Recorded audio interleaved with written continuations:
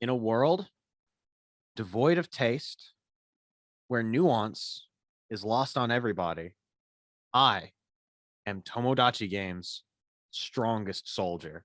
It's Kenji. Stop watching the show. It's Kenji. You're good. It's Kenji. And that was what I was gonna say. It's Kenji. It is Kenji Mikasa. That is the fucking guy. Kill him. He's dead. Die. Damn this manga I read naming him Kenji. Hey, Denji. No. Hey, Kenji.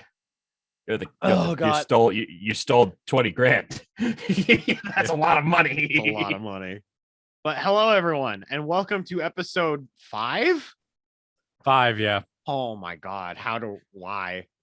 Anywho, hello, everyone. Welcome to the Weeb Roundup. We are here once again, much to my chagrin, to talk some more about a whole bunch of anime this week. And this week's been really interesting. This week's been fucking cursed. Let's put this lightly. So we were supposed to record this. I'm gonna do the thing that you're never supposed to do on a show like this. I'm gonna date us here.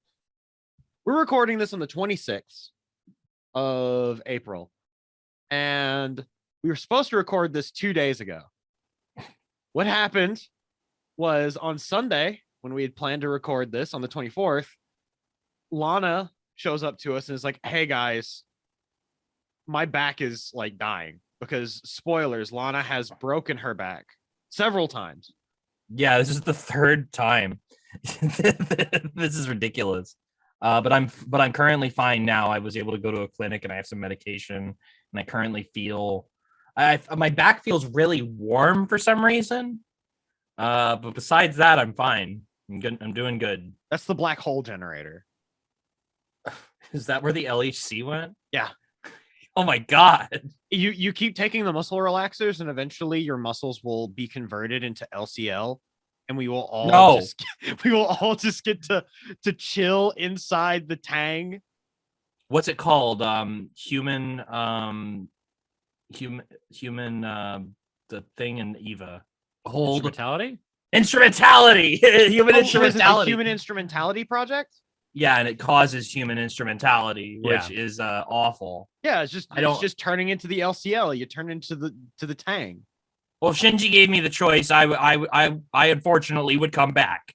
Yeah. The world's largest cooking show where you just make soup, big old soup. I would unsoup if given the chance.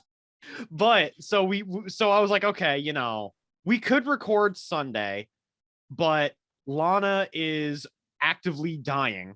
So it's like, okay, we're not going to record Sunday. We're going to record Monday instead. Monday rolls around. I woke up at 3 p.m. and 80% of Florida had no internet. Yes. So for context, we all wake up. We're like, okay, guys, where's Lana? And like, we wait another hour. Where's Lana? And then she randomly messages us on Discord and is like, hey guys, all of South Florida has no internet. And I'm over here being like, you fucking kidding me? All of Florida. My friend in It's just Orlando how it be, didn't have internet. It was brutal. So I'm very sorry about that. I know it was out of my control, so there's no need to apologize. But like, here we are, and let's get things started.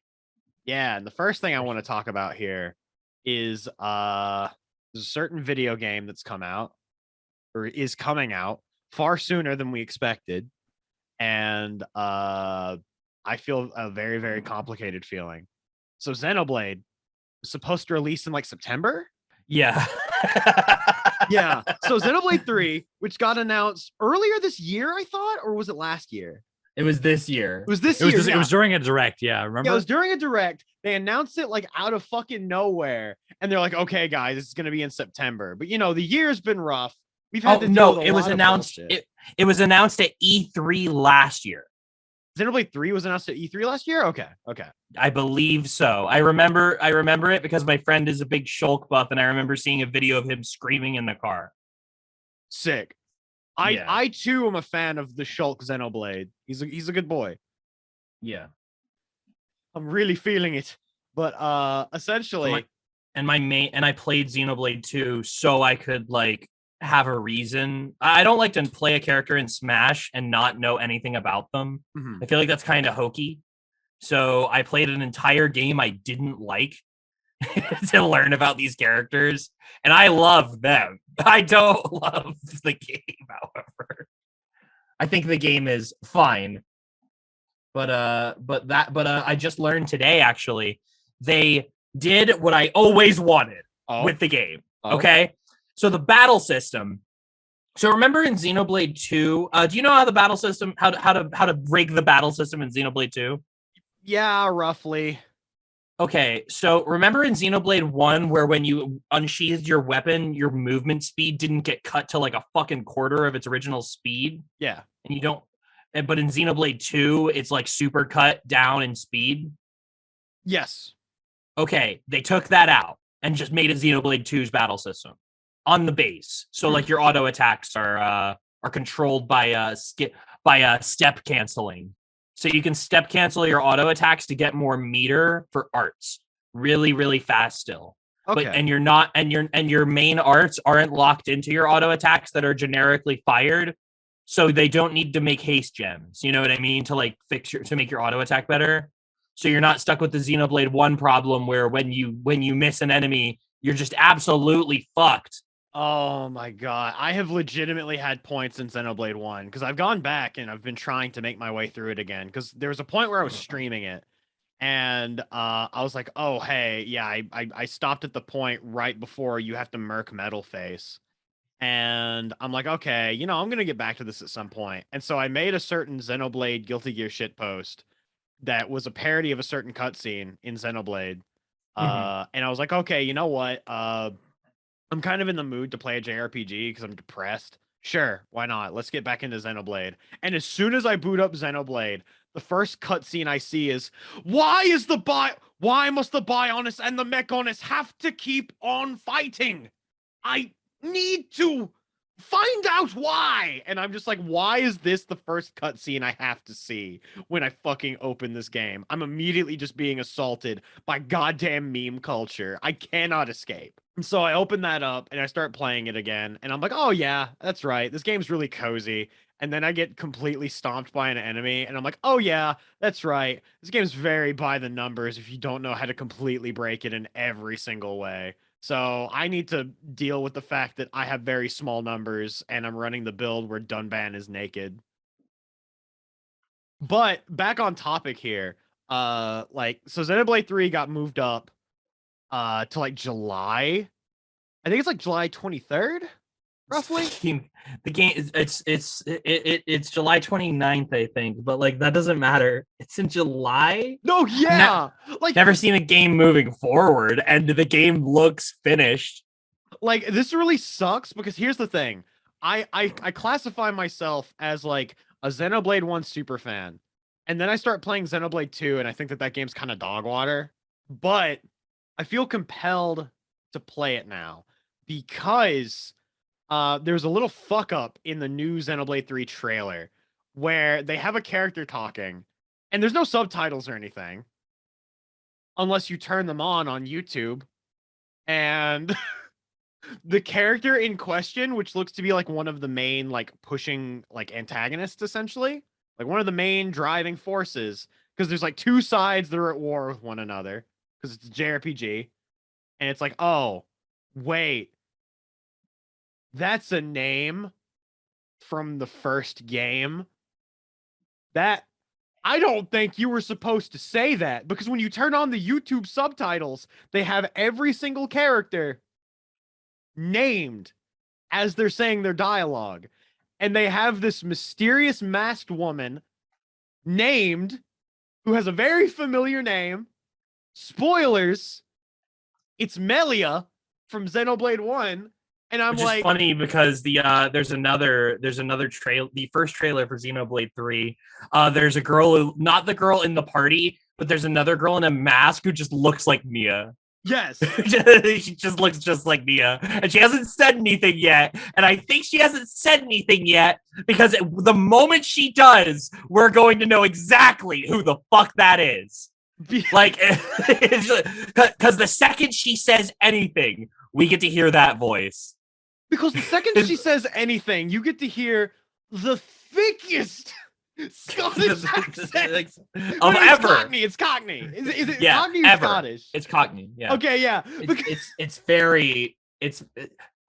Got a lot of nerve, you one-eyed monster. Got a nerve, you one-eyed monster. Like it's fucking incredible because like Xenoblade is like as a series overall has me by the heart because I cannot tell whether or not these are the best dubs in video games or the worst dubs in video games.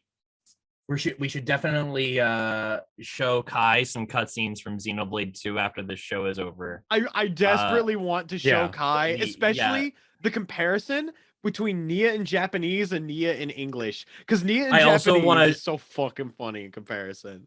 I also want to have Kai check out the comparison, like one of the height scenes from like Xenoblade 1 versus one of the height scenes from Xenoblade 2. And it's like, here's the difference. Here's the difference. So is it a massive quality drop? Okay, so TLDR, so we can move on to the next subject, just to help make it easy. And because that actually is the next thing on the outline, I didn't even notice. The dub, let's look at both the English dubs for Xenoblade and Xenoblade 2. Yeah.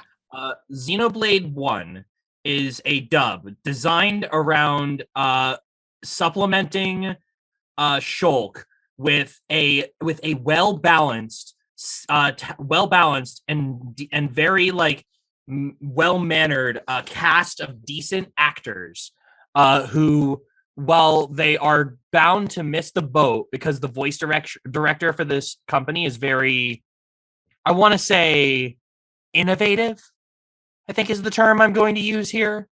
The execution of some of the scenes is a little dry. So like, but like for completely different reasons in both games. So in Xenoblade 1, it seems like all of the voice actors are like pretty good at their job, and then like one or two of their lines are just a little, the emotion that was supposed to be executed there just seems a little off. But everything they say supplements when Shulk says something, and Adam Howden is just good at his job. Like, what an incredible actor. One of my favorites. So I would actually like to interject for a second, if you don't mind. Sure. So there's a big difference that I like to bring up with Xenoblade 1 versus Xenoblade 2. But with Xenoblade 1, Sure. One of the big things that is apparent from the get-go is while the voice director is trying a lot of different stuff, you look at the credentials of the actors that they got in Xenoblade 1, a lot of them are stage actors. They are, it's kind of similar to how they did things with like Demon Souls and like Dark Souls and such, where they focused less on getting like people that were big into voice acting and more along the lines of people that were used to doing stuff like stage acting. And because of that, they give these very unique performances. And I think that the voice director, when he was directing Xenoblade 1, focused a whole lot rather than just being like, oh, do the video game thing, do the anime thing. They were just like, I'm kind of gonna just let these guys do their thing. At least, again, this is me assuming. I was never in the booth, so I would never know.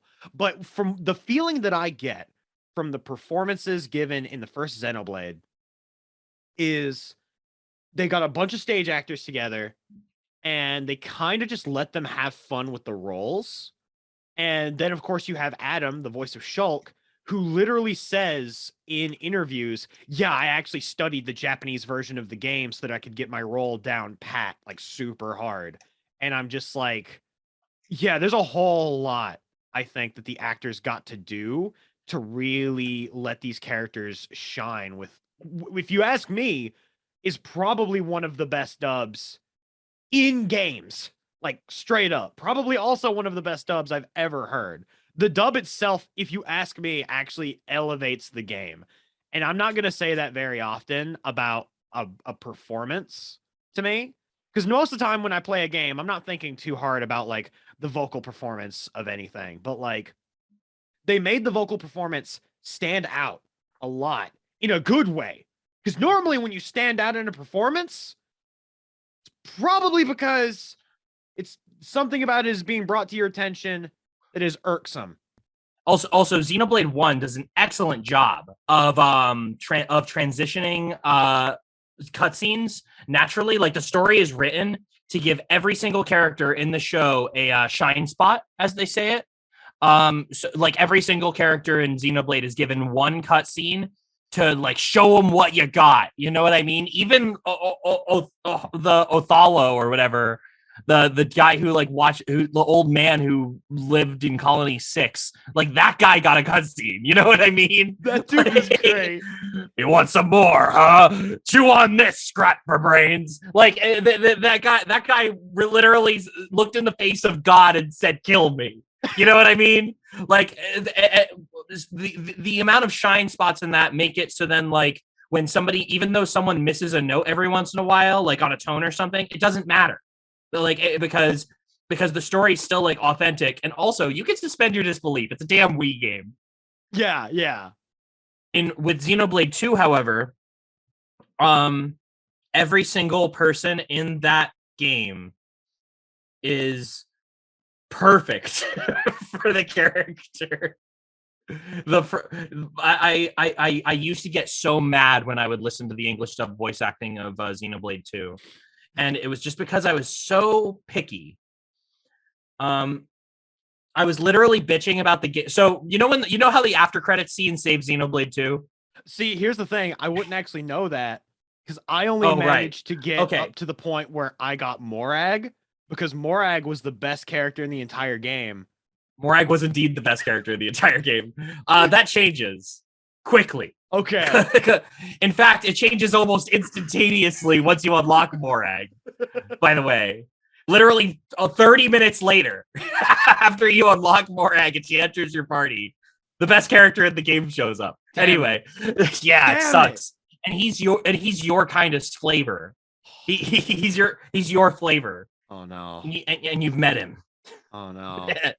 So anyway, and also I use that character as a great benchmark for like how the voice acting is in Xenoblade, because this guy goes back and forth between some of the worst edited in lines in a game ever in some of his heart to hearts to some of the best voice acted lines in, like, a comedy character could ever have. Ever. This character, to anyone who has ever seen Xenoblade 2, you know exactly who I'm talking about, because I'm going to let Nick play that fucking game. And trust me when I say that by the end of Xenoblade 2, if you had a problem with the voice acting in that game, you'll be able to say to yourself introspectively, and you know what? There were some weird moments, but none of these characters were really that bad. If this is how the game ended, if this is the story you were trying to tell, and these are the characters that were part of this story, you know, goddamn, I really don't think I would give them any different voice in English now that I've played this game. And that's what really matters. So from my perspective on this, and again, this is because I've gotten to Morag and then I had to stop. Not even because I, like, you know, thought the story or anything was getting to me. It was because of the fact that it's so fucking easy to get lost in that game. And the combat made me, because this was before they patched it to where you could adjust combat to be whatever you wanted. Mm-hmm. I was like, okay, I'm going into a random mob on a field, and this random mob is taking me 25 minutes to kill for no experience. And it was infuriating to me at the time. And it felt like the worst case of pacing I'd ever felt in a JRPG. So I just cut off the game and never went back to it. And then they patched it. When you start that game, I can get you there. I know the plan. I know the strat. We're gonna sit down. I'll be there for the first hour of gameplay, and by that I mean the first hour of gameplay, not the 7-hour tutorial. No, exactly. The first hour of gameplay, I'll be there for you, and we'll talk about it. But we do have to get to the book club. I was going to say just one more thing, just to kind of solidify my points on this. Sure, yeah. Because I was talking a little earlier about how Xenoblade 1 felt very much like a theater performance. It felt very much not anime in terms of what you would normally expect from a game or like an anime dub, right? Xenoblade 2 feels like an anime dub because it's like I hear Pyra and Mithra talking because I've seen cutscenes of Mithra talking. Spoilers. And like There are some scenes where her voice didn't fit that like exact moment either. There's some time there's this one scene where they're talking to this guy, and then it's like, Mithra, why are you blushing? And she just goes, "Shut up." And then like it's like her face was like saying like she should have been screaming that like Asuka at Shinji, uh-huh. you know, but like she said it like, "Shut up." and I lost my mind, like because immediately after that he slaps her or she slaps him. He slaps her. Oh my god! Imagine if Rex hit her. Oh my god, he'd be dead. So she slaps Rex, and Rex hits the screen, and the screen cracks and shatters like a Final Fantasy boss fight. Like.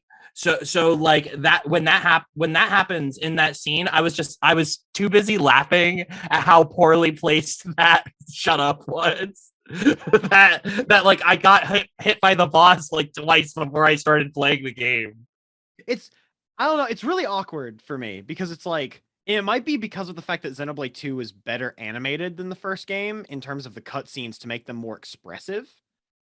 Yeah. But I feel like they were going for that same acting mentality with Mithra and Pyra that they were going with for like Xenoblade 1. But because of the fact that they were giving more grounded performances akin to what you would see on TV or in theater, it didn't quite fit the huge like character acting that was taking place with the like actual animations. And I think that's where a lot of like the dissonance kind of comes from. Meanwhile, though, you see other characters like here's the thing, Rex, I think his voice is so strange coming out of a child, right? I don't think it's bad, but I hear Rex and he looks like a baby, but he sounds like a man in his 30s, and I'm like, what's happening here? But like you hear him actually get to like but he does the anime video game protagonist thing where he really like turns it up to 11, it feels like a lot of the time. And he definitely has notes where he misses it, but the notes where he hits it, from what I have seen, damn dude, he hits it. And like it fits when it fits the look of Xenoblade 2, where they're trying to be over expressive, they're trying to be anime, and like that's one of those things where I look at those two dubs in comparison, and it's like while I can see elements of one in another, they almost feel like night and day, and it just turns into this really bizarre dissonance of just like localization that I normally feel I don't get to see. And honestly, it makes those games very interesting to talk about, and it makes me very curious as to how the dub and localization are going to be in Xenoblade 3, because it feels, from what we've seen, very akin to the first Xenoblade in terms of like vocal deliveries and the type of style that they're going for. So I'm like, I'm kind of down. Also, that game has a job system and it's dope. But I think now at this point, I've exhausted everything I've wanted to actually talk about with Xenoblade, because actually, I'll be real, Xenoblade was just an excuse to get me to be able to talk about voice acting stuff with my voice acting homies. I apologize if you've come here for an anime review and instead all you're getting is me talking about funny British accents. No more video games. Time for a show. We're gonna be covering a movie first, but for those that don't know, a certain movie just made it to a digital release. It came out, I want to say it was sometime in January of this year when it came out like in theaters. But it's called Sing a Bit of Harmony.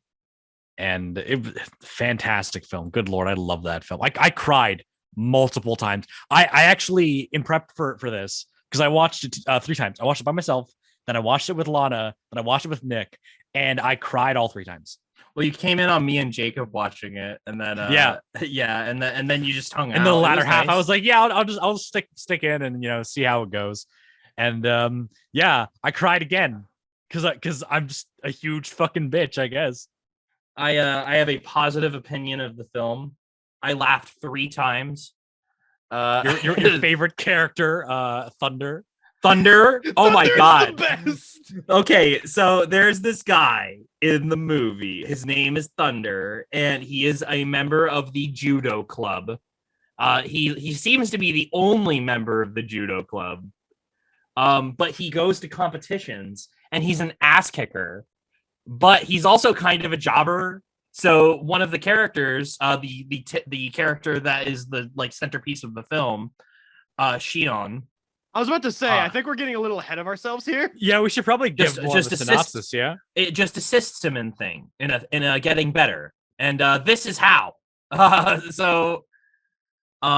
is the full name of the movie again? Sing a bit of harmony. Sing a bit of harmony. I'll fuck that up a million times. What is it? It's like I know utagoe wo kikasete, something like that. Well, thank God they put it in English for me. Yeah, I mean, yeah, but basically the film itself is it takes place in this like futuristic world where AI is like a huge part of how people deal with their daily lives. These people that run like this robotics company are in secret doing a test where they've taken an AI and they've tried to give it sentience and like so that it can think for itself. And then the goal is this AI that has taken the form of a high school girl needs to infiltrate a school and not be discovered after a week of just being a high school girl. Of course, this immediately backfires because one of the researchers, her daughter, goes to the same school and she's in the same class. So her cover is immediately blown, at least to the daughter, not to the entire school. But we find out that, later this AI meets some other characters that are like the main cast of this film, which Lana was mentioning. So we have Thunder, we have Toma, Satomi, Aya, and Gochan. All right, and so those are the main cast. You've just given me this premise, right? You've just given me this premise. So, what kind of movie do you think this would be, just on paper? Let's say you've never heard of this Sing a Bit of Harmony movie. What kind of movie do you think this would be? If you didn't hear the title, I would say, oh, it's like a slice of life trying to hide the robot kind of thing. And it's like, no, it's not. It's a damn musical. I was about to say, what if I told you this was a Disney musical? Okay, so when I literally said during the showing of the movie I was watching, to my watchmate,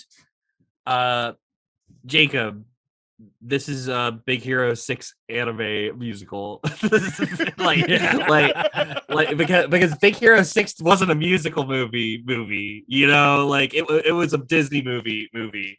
Yes. So this is just where all the songs for Big Hero 6 went, and then they made it in high school. It's a silly movie that isn't scared to make people express real emotions. I liked it. I liked every single character in some way. I didn't really give a shit about like anybody until like the end of the film.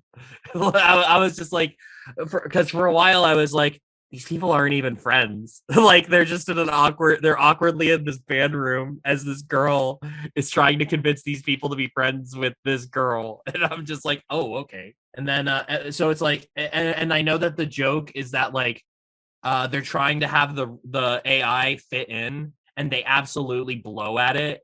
And these people are going through wacky hijinks to like, not screw over the person's mom, because that's just uncool. And Japanese children are polite. Mm-hmm. And they're all polite people, and they're all willing to keep a secret because that just seems like the right thing to do, the honest thing to do. Because the rest of the school hasn't figured out. We just saw her shut down like a robot does, and we were like, oh damn. Also, she made their judo guy stronger, and that's kind of cool. Yeah. Okay, I really want to stop here for just a sec, because so here's the thing. This movie, in terms of its marketing campaign, kind of came to prominence when they posted a scene from it on TikTok, and it was a scene for a song titled "Lead Your partner. And it so the big thing with this robot, with Shion, she's the robot that is infiltrating the high school. She one is an AI, and so she's like networked with everything. And so she's constantly going around being like, oh man, what can I do to make people happy? What can I do to make my programming work out in order to make people's lives better? Because she's an AI and she's hard coded to where if I can make people's lives better, I will.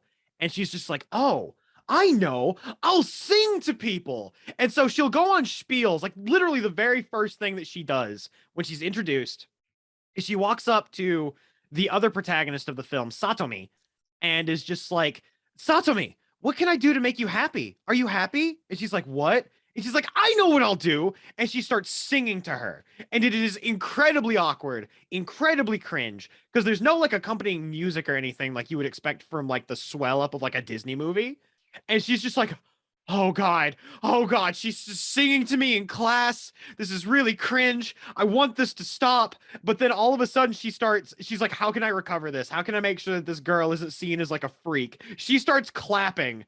And because she starts clapping, if someone else starts clapping at a performance, you have to start clapping. Otherwise, you're cringe.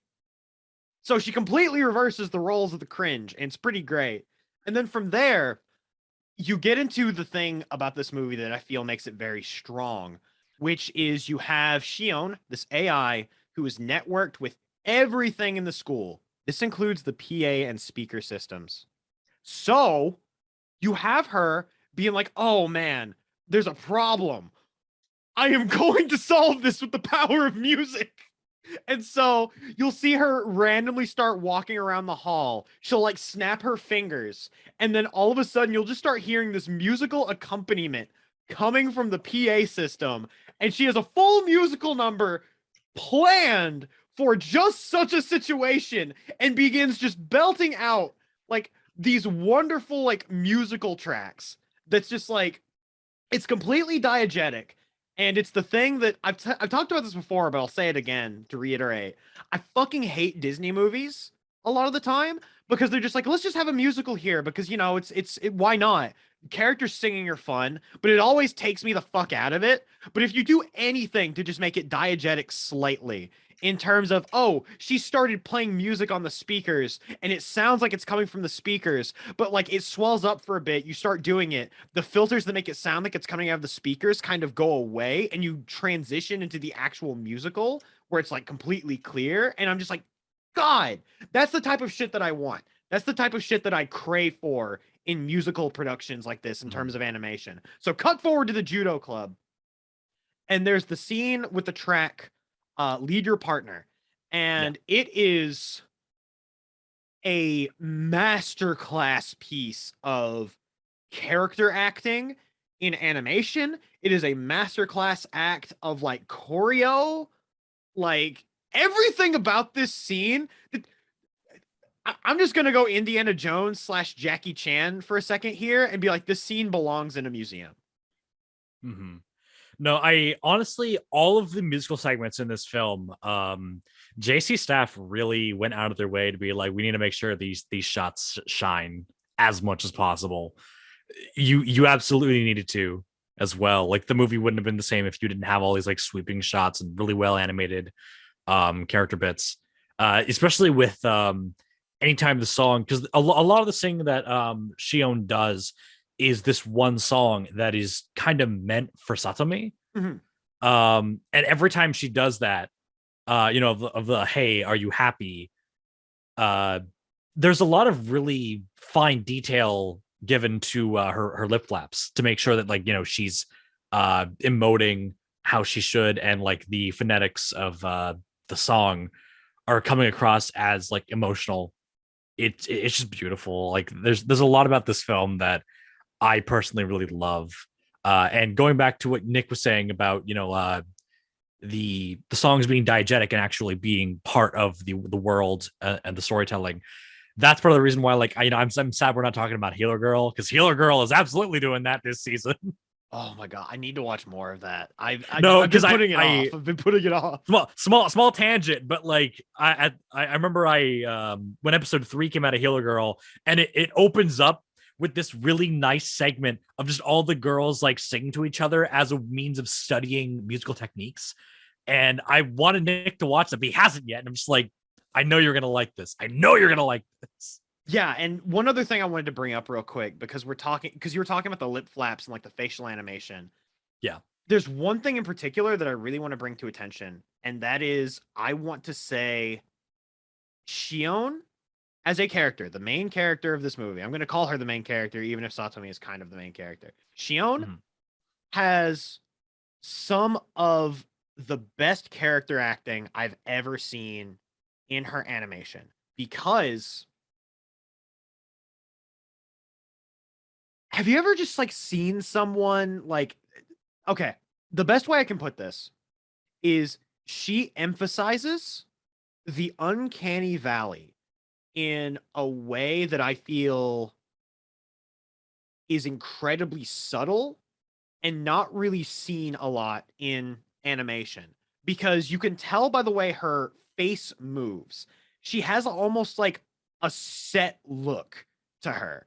Like, she does not quite look human in the way that she moves, in the way that her face moves, in the way that she speaks. And this is also definitely added onto by the fact that her voice actress has moments where she almost speaks like a Vocaloid, where she's able to get like that kind of like robotic cadence without just sounding like a robot. Like, you know what I mean, right? The generic robot voice that everyone will always do.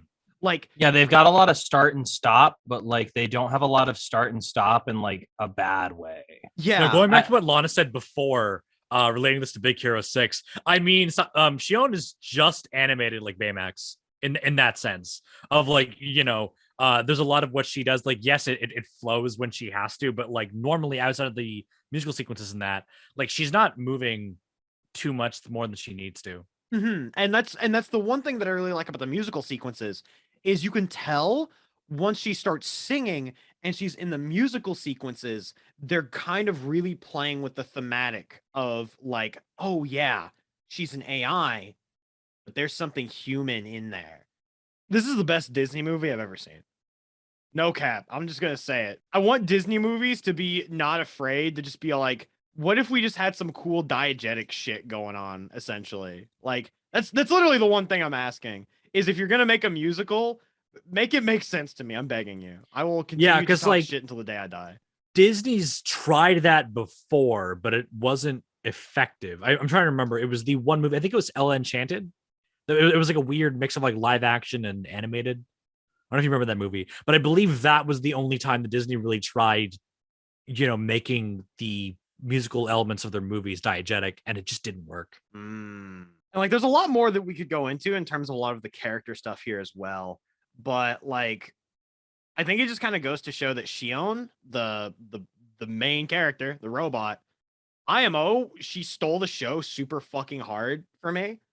Like, it's way easier to remember all of like the musical scenes and everything else because she's like the centerpiece. She's definitely the way that we get to experience the story the most. And I want to say that this is definitely a film that I would recommend.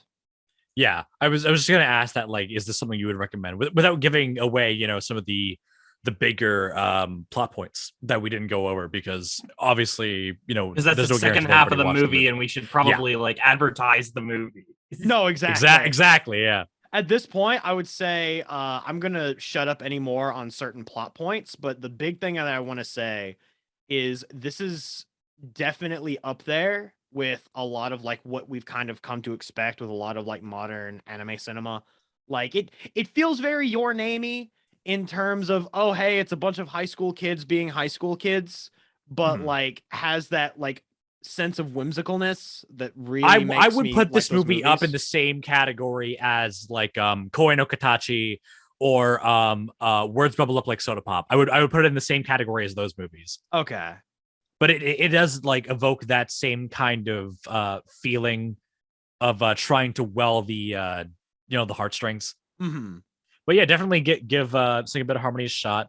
As of right now, I don't know where the legal streaming is. I believe it is being produced by Crunchyroll in terms of both legal streaming as well as a full English dub, which they are even dubbing the songs. Yeah. I believe we're getting that. I Good assume luck. since G Kids did the theatrical release, we're probably gonna end up getting a G Kids Blu-ray. That's what I think is gonna be happening. I could fuck with that. Also, Yeah. Lana, real quick, since you like mentioned that, we've heard a few samples of the dubbed songs. They probably sound fine. They actually sound really good. And That was probably the sweatiest localization anyone's ever done. Like they probably called in a million musicians. Friggin' they probably called in Amelie. Like they gotta get someone who won't use Google Translate. We gotta stop them. Amelie, please, you're our only hope. And she descends from her VTuber throne, being like, yeah, sure, I'll do it. Yeah, just like Amelie, like Pelic, like someone like that. Quickly, someone call Shadow Link. Yeah. Oh my god. Oh god. So yeah, definitely watch the movie. All right, so I think it now is time for Lana and I to shit on this series that Nick loves so much. I'm not even going to say I love it. I will simply defend it. You love. You said you were Tomodachi Game's strongest soldier. And guess what? It's a really weak army. So, he's a soldier, not a fan.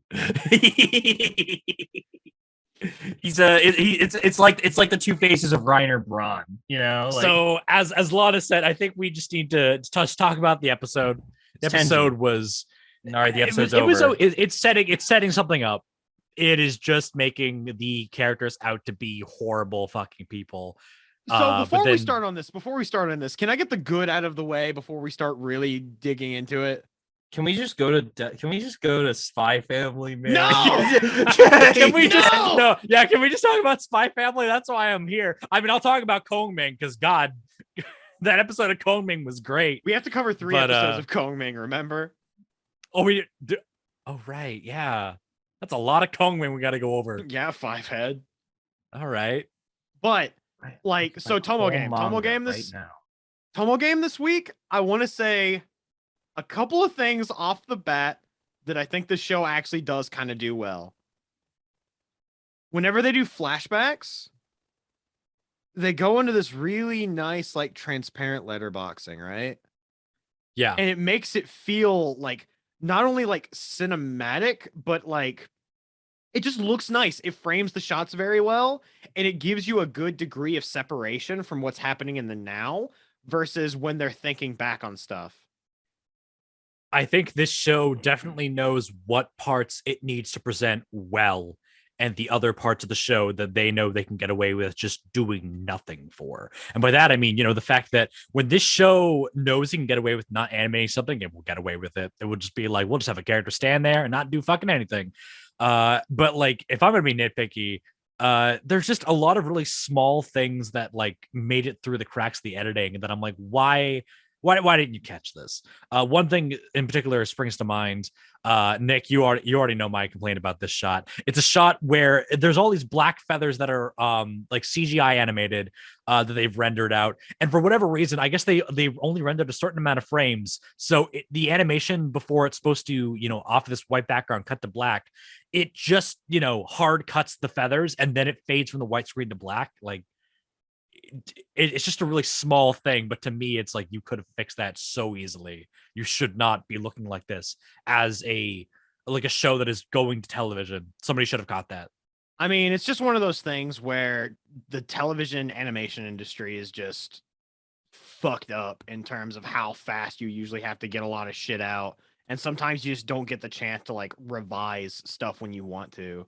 And that's just kind of just that's why I'll say that like the show very much is, I can feel it like cracking at the seams. This show is going to be bad by the end of it. I think it's going to get to a point where the production is going to be in hell, and they're going to be wondering to themselves like, we want to tell this story, we want to make it look good, but we just don't have the time or the money to put what this show needs to make it good. It's going to be mid. It's going to be passable. That's what I think the show is going to be. No, that's what I'm thinking is right now, I don't think it's going to be anything groundbreaking unless we get to like episode 6 or something and they really throw some shit at us. But like in general, I feel like this show is going to be like passable and mid at best. But I will say again, the other thing I think the show does very well is anytime they have to animate a shit-eating face or an emotional face. And this is also coming from having seen the manga now, because I got to read through a good chunk of the manga right before we started. No, yeah, like they're actually, you can tell that most of the staff that are working on this show cared a lot about getting the facial animation across on the characters. And that I can appreciate. The other thing I can appreciate is this show had a trigger warning at the start of this episode because, hoo boy, the subject matter of this episode was really fucking heavy. I do appreciate that. Like that's pretty cool. And also like I had to read the chapter to get a lot of this info because I was just in a rush to this weekend, and laying on my back makes it crappy to watch anime. The how do I put it? They do just kind of break the question, the comment on like what happens, you know. So for a reminder, real quick, what ended up happening is in the previous episode, you see Kokorogi, who just starts screaming, and you're like, wow, why is she screaming? And it is revealed in a note that, oh hey, Kokorogi took part in compensated dating, which for those that don't know, compensated dating in Japan is essentially a practice in which high schoolers or school age kids take money, usually from older businessmen, to go on dates with them. And it usually also leads to some stuff that is questionable at best. Doesn't always go to bad places, but in this case of Yutori's character, she does. In her defense, she claims that like, oh, I never slept with a guy, all he did was touch me. Like that was what she was like trying to be like, Yuichi, you have to believe me, you have to understand. And Yuichi's all like, yes, I understand. And of course the fucking what are they? Maria and Tsukino, the Enoshima sisters, Lana put them. They're just off to the side being all like, yeah, no, he accepted that because he realized that he is a piece of shit. So it's like, yeah, I can understand. Yeah, like the show brings up this idea of morality where it's like the people that are like, oh, and okay, and this is something that I can definitely relate to because I used to be a really filthy fucking channer. And I know for a fact that I knew a lot of channers that were like this, that were just like, oh man, this person's not a virgin, they're not pure. And like they literally go in the episode being like, yeah, there's two kinds of people. There are people that are really, really caught up in the purity of chastity. They're probably also virgins. Or you have the people that are self-aware enough to know that they are filthy pieces of shit and that they just kind of have to be able to revel in that. And you know what? That's not a point I normally ever get to see in a fucking anime, calling out goddamn shitheads that are way too obsessed with shit like chastity. So you know what? Again, I'm gonna go to bat for the show. I am Tomodachi Game's strongest soldier. Let's fucking go. But boy. Essentially, we learn about that note getting reported, and essentially the way that the current game is working is anytime someone writes a note that's bad about someone, they're essentially talking shit. The person who gets the most votes from an audience is the one that has to walk the furthest amount of spaces on a game board. The person that gets to the end of the game board essentially gets saddled with everyone's debt, and then the game ends. And that would mean that the person that makes it to the end of this game board is saddled down with a gajillion yens worth of debt, and everyone else is scot-free. And essentially, you're like, wow, so what the fuck's going on here now? Like, who is acting like the shit fiend? Who knows about all of this? Because Kokorogi starts freaking the fuck out. She's like, oh, fucking Shiho. you betrayed me. You were the only person I told about this. And she's like, what? No, I didn't. She's like, Urusei, shut the fuck up, you nerd. And then all of a sudden, you see swirly glasses Tenji man being like, oh, Shiho, it's fine. I will talk to you. I'll make you feel better about everything. And then all of a sudden, you hear this fucking like distorted voice that's like they're trying to keep it a secret.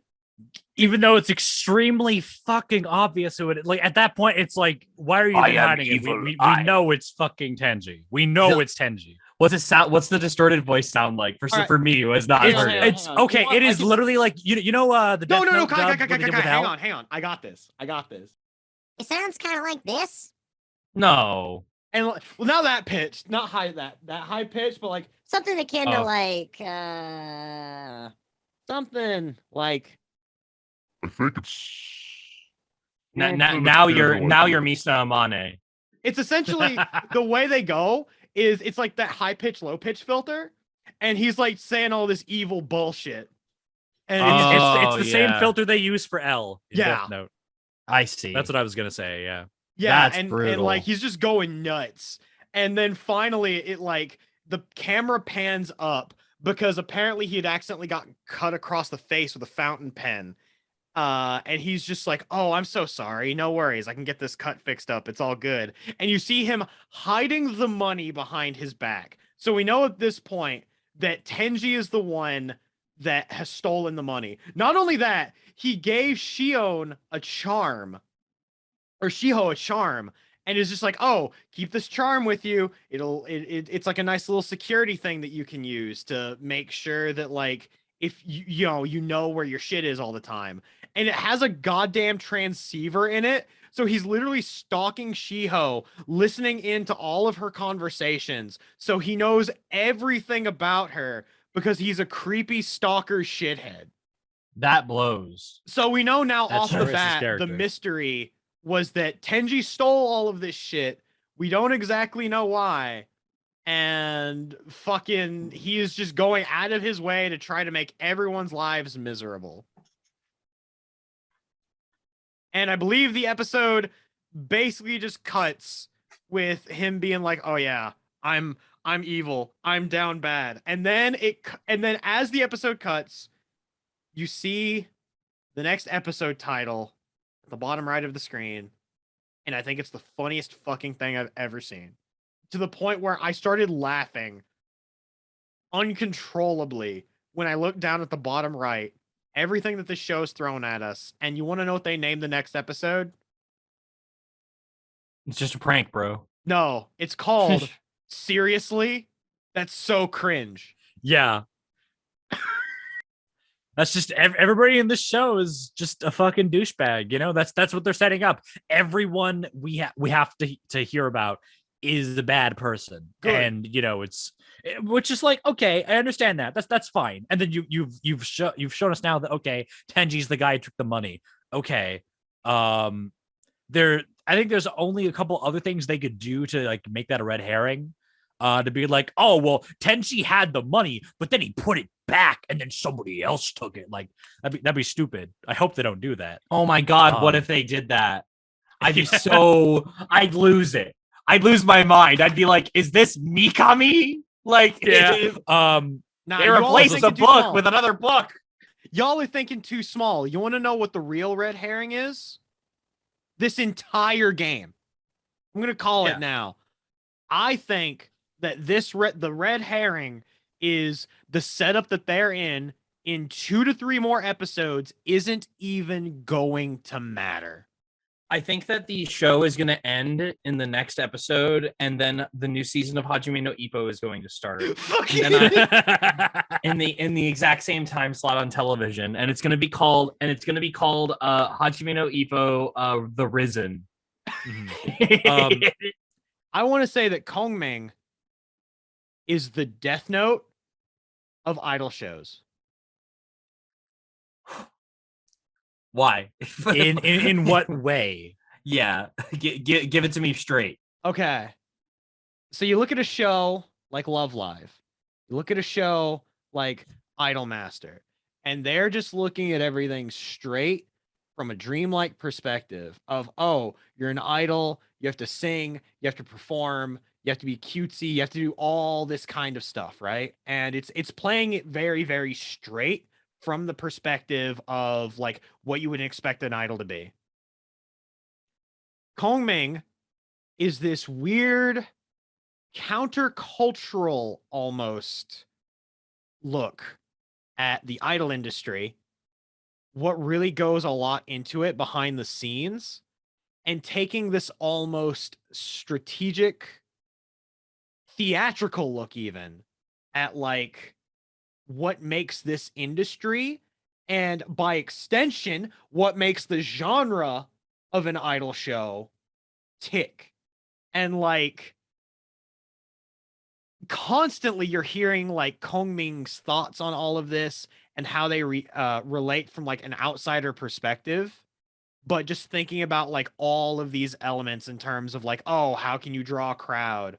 Oh, how can you like constantly like keep yourself relevant and whatnot? And we can talk about that when we actually go into like the actual episodes itself. But he's constantly just like thinking to himself and monologuing to himself, and it feels like I'm watching a goddamn episode of Death Note whenever he's going through all of the possibilities in his head, being just like, oh man, gotta make sure Aiko's show goes off of that hitch, guys. And you don't see that in fucking other idol shows. Like, it's just not a thing. It's just they go up on the stage and they're just like, well, we gotta perform, guys. And so, like, and I feel like the best way that I could describe Kongming in general is just like counterculture idol, like, and almost anti-idol, if that makes sense. It's not quite anti-idol, because there's a very good video that a friend of mine put out on anti-idol culture that I will most likely link in the description, because she does a very good job at kind of pointing out how anti-idol is now the new norm, and so there's really no such thing as anti-idol anymore, because it's like The Simpsons. If you go with the counterculture argument for something enough, the counterculture becomes the culture, and then you have to push to even further and further and further and further extremes until like It's like something being so cringe it's good. exactly. And like that's the point where I think Kongming is starting to hit, in terms of we're starting to see these like untraditional idol shows such as Kongming and like Zombieland Saga and a bunch of this other shit, where it's like the concept of the idol show has been so done that we're getting these more off the wall variations. And you can definitely see that now when you look at like the genre of like isekai. And isekai has like, you know, they've done these stories before. And so in order to stay relevant and in order to really draw eyes, you're getting more and more just off the wall stories of, I reincarnated as a spider, I reincarnated as a sword, I reincarnated as a vending machine. Like you're getting all of this really wacky, like off the wall stuff. Or that one isekai manga where it is about a mother whose son died, and then she's like, oh, I'm sure my son is off it in another land somewhere acting out the role of an isekai hero, and people are coming up to her being like, honey, the accident was 20 years ago, you have to get over it. This is a real manga. I do not remember the name of it, but this is apparently a very real premise, and it's something I want to watch, because that sounds like something that's going to tear my heart out. But that's what I think Kongming represents. This is a big countercultural idol show. And so would you say that Kongming is a deconstruction idol show? No, I'm not going to say a deconstruction, because like a deconstruction would completely tear it apart, I feel, and like look at absolutely everything that ticks about the genre. And I feel like this is merely looking at the genre from a different angle, if that makes sense. Because like all of the stuff for it is still there, and it's not exactly them like tearing it apart. If you wanted, I think like, if they were tearing it apart, they would have made Aiko a little I think more annoying is the term, because then she'd be a satire. You know? Yeah, because like she's not a satire. She is a legit like a like up and coming, you know? Yeah, and like this show feels like I feel like the thing you're looking for is that it takes itself seriously. Yes, the show is sincere. Thank you. That was the word I literally had in my head. The show's really Yeah. sincere, and it doesn't feel like it's trying to deconstruct anything to me in this case. But it also just feels like a sincere celebration of music. And that's the big reason why I like this adaptation so much, is they put such a huge emphasis on the music. So Yeah. I think we talked about it last week when we briefly talked about Kongming, but like the fact that like the opening and the endings are of the show are just remixes of pre-existing songs. yeah, like fucking old, like I think it was like 80s or 90s like J-pop songs.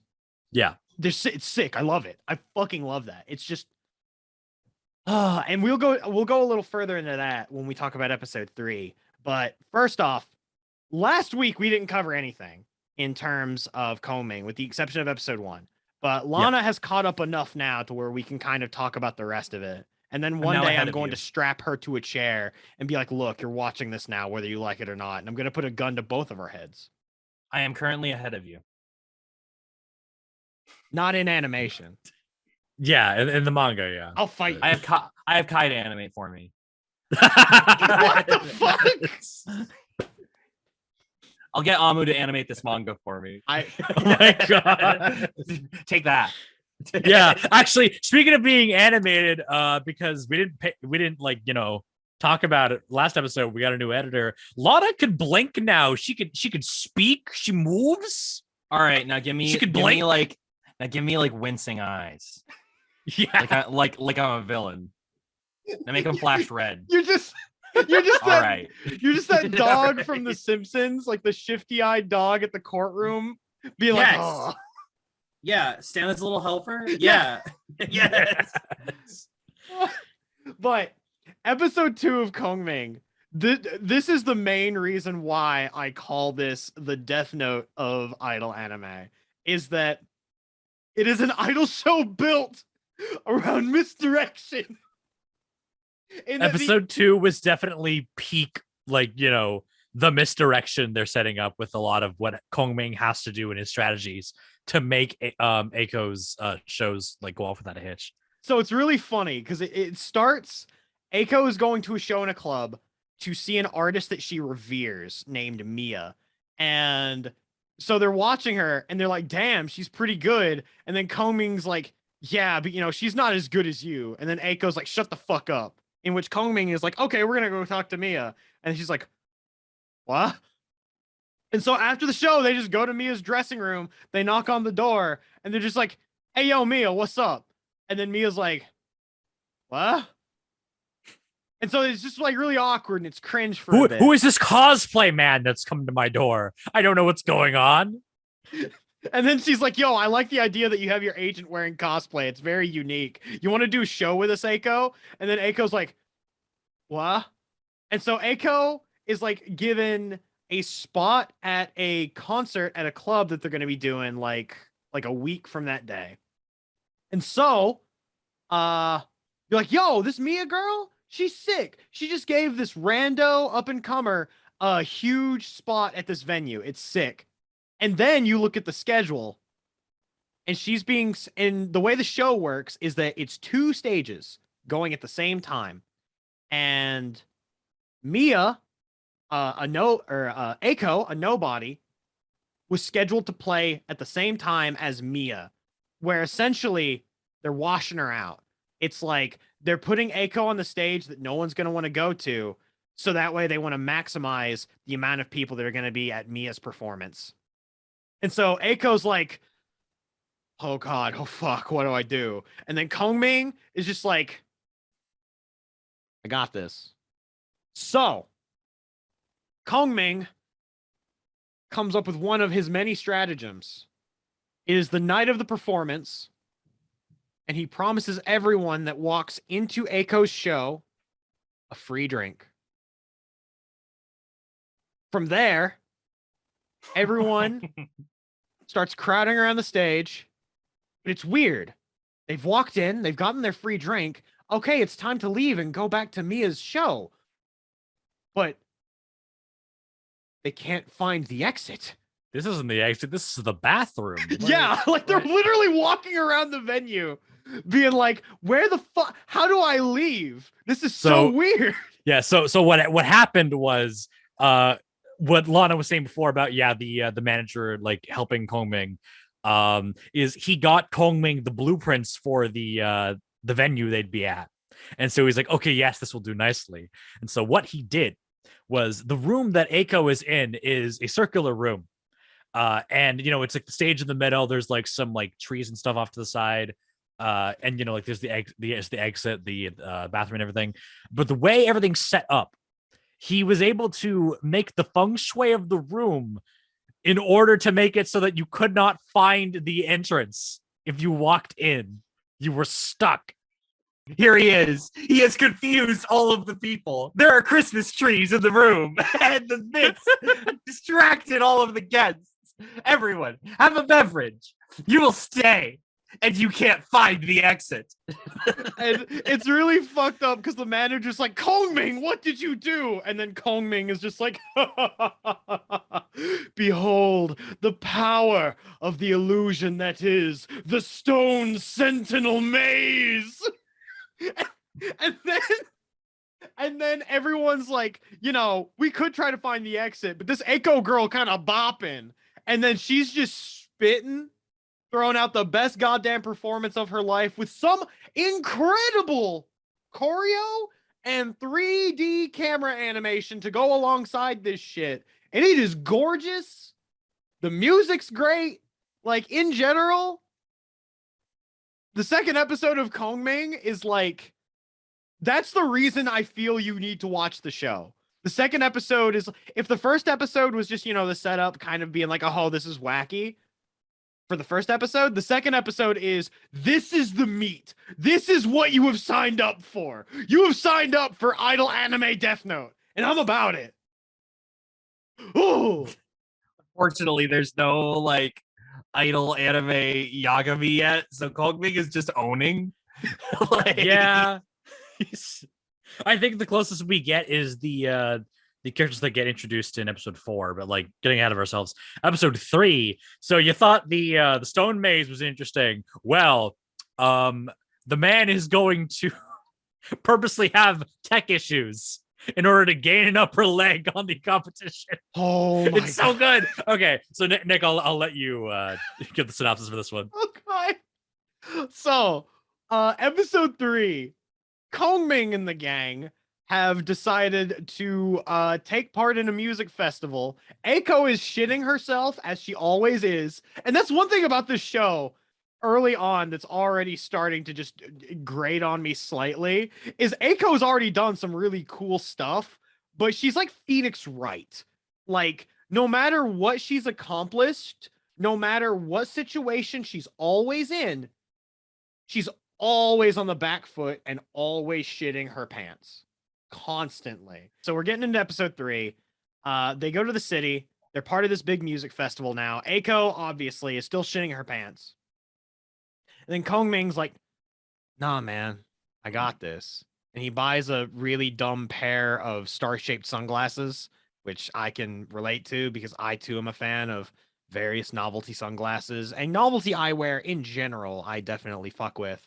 So, they get to the music festival, and they find out, oh, shit, we're at the boony stage. We're at the stage directly away from the main stage, hidden by a tree. No one's gonna fucking even bother with our shit. And then, worst comes to worse, they find out that they're going to be going up against one of the headlining bands at the same time slot, at the opposite stage, and then right as they're about to start their performance, oh no, the tech's not working. What? And they're having technical issues and they can't get shit going. And so at this point, Eiko has gone from shitting herself to just like absolutely just like everything awful that could be going on with a person's body in terms of anxiety is just firing off all at once. And then Kongming is just like, yo, girl, it's fine. Trust me. You just go warm up. And she's like, okay. So I love that there's a line of dialogue where she's like, Kongming's gonna do his magic and make this work out, but who is that guy? And it's like, you answered your own question, dude. Just, I think I would suspend my disbelief after that fucking concert. I gained 850 followers just singing for 5 minutes. Yeah. There weren't even 850 people in the room. Yeah. God That's damn. not true. That's not real. This guy's Kongming. Like that is the moment I'd go, I don't know who the fuck Kongming is, but you're a killing machine, and I believe you. I'd just be like, wow. A WWE superstar just came up next to you and is just like, we're gonna make you rich and famous, buddy. And then he did it. Yeah, it's not just like a character. It's not the actor or it's not the actor, the wrestler, the man or the woman. It's the wrestler, the character. Exactly. Walked up to me. So but like getting back to the show and what was happening, the other big headliner band, goes and does their song, and then they take a bit of a break because they're like, okay, we're just gonna take a bit of a break because the main singer of the popular band, his throat hurts. So no, and Kongming has been scheming this entire time. He knows this. So we in that moment they're just like, okay, we're gonna take a break for a second. All of a sudden, the tech issues aren't a problem anymore. They immediately blast their fucking speakers, shine a light into from there. They've hung in the tree that was obscuring them. They've hung this light and they shine that. Everyone looks towards Aiko's stage, and then she starts performing. They're like, oh, hold on. Well, while they're not doing anything, let's go over here and see what she's doing. And of course, the band, the singer's like, I fucking see you. You're not slick. I know what you did. So what happened was Kongming was thinking 3 steps ahead. He was like, all right, so I know this band, their main singer, his throat hurts. Their main song they're popular for, they're not going to sing it because they have a performance tomorrow. They're not going to waste all their stuff tonight on like a regular festival. So he does that. They fake the tech issues. And also when he went to go buy those glasses earlier, he made sure that he also bought a shirt of the band that they were going up against. So that when they went to confront him being like, hey man, I see you, you're like, that's a really shit move. And he's like, oh, I'm so sorry. And anyway, here, I noticed you have a bad throat. I got this little concoction for you that'll help with your throat. And of course the guy is skeptical. He's like, what the fuck? I'm not gonna take that from you. And like his bandmates are like, yeah, it doesn't matter. Here, let's try this. And they taste it, and it tastes like it's just terrible. But they're like, wait a minute, my throat it feels great. And then the other guy tries it, and he's just like, oh, this is great, boss. You gotta do this. And the main singer is like, okay, fine. He tries it, and he's like, oh, this is the best. And of course, Tommy's like, here, I uploaded the recipe for you online. You can go and download it yourself. Make this for yourself. But like, hey, before you go, do you mind if I get you guys to sign this shirt? And they're like, I hated you at the start, but I can get this guy. This guy knows what he's doing. Love this guy. Love that Kongming. And then at the end, the manager comes up to Kongming and he's like, wow, are you sure you should have been making friends like that with them? I mean, and then Kongming's like, no, it's fine. Today's enemy is tomorrow's friend. And if this hadn't worked out, I would have had to have placed their heads on pike. Or no, he said specifically, if it was my time, they would have been decapitated. Yeah, he's like he wouldn't even have had that exchange. He would have just killed them. Yeah, he's like, if this were my time, I would have placed their heads on pikes as examples. And it shows their decapitated heads on fucking pikes. And then the manager's like, that's kind of hardcore, buddy. Calm down a bit. Because at this point, I don't think the manager's still kind of not convinced that Kongming is actually Kongming. He's like, wait, this guy he's studied. He knows Kongming, but I'm not sure if this is Kongming yet. He's slowly getting convinced that he's getting convinced, but like at this point, he's still like, yo, this guy might be Kongming. What this guy? He is finally convinced that this guy's Kongming. And then episode Aiko, who does not believe he's Kongming at all, God. And lives with him. It's so good. It's so good. So we're on episode 4 now. But then that episode ends with this gigantic hulking dude with the biggest tan I've ever seen wearing sunglasses flanked by his managers or secretaries, I should say. Yeah. And the Kongming's like, oh, the real target has arrived. Yeah. This is what I was planning. This is what my plan was. So we're going to episode 4, and now that we speak to this new character they've introduced, who is like one of these like top managers in the music industry, and He's Morpheus. He says, yeah, he's just Morpheus from the Matrix, and that comparison will make sense here in a moment. Yeah. So he says to them, okay, so we want Aiko at this other big music festival thing we're going to be setting up. But in order to do that, you have to win this contest. You're missing the important part here. Okay. So it isn't just that. He sits down and he puts down 2 shot glasses. Oh, yeah. And he's like, okay, so I'm giving you a choice. You can either take a big stage here with a venue of 10,000, similar to the music festival you just performed. Or you can go to this venue of 100,000. And then Aiko immediately is like, well, I mean, I want to go for the show with 100,000. And then the guy's like, but if you go for this, you have to get a social media post with, what was it, 100,000 likes? 100,000 likes. Yes. If you want to perform at this show, you have to get 100,000 likes on not Instagram. And then she's just like, the red pill or the blue pill, the red pill or the blue pill. And she's just like, oh God, oh fuck, oh God, oh fuck. But Aiko turns to Kongming and is like, Kongming, what do I do? At this point, Aiko only has 1,400 followers. Like, she doesn't have the following to get 100,000 likes. So she's just like, can you do? I don't know. Can you do this, Kongming? I don't know. And he's like, listen, you got this. We can do this. She's like, okay, all right, we're going for the big one. And then she gets it, and then she's like, okay, Kongming, what do we do? And he's just like, I don't fucking know. He's like, well, here's what we're gonna do, Aiko. I'm going to go and find a DJ, and that DJ is going to help you get a bigger following.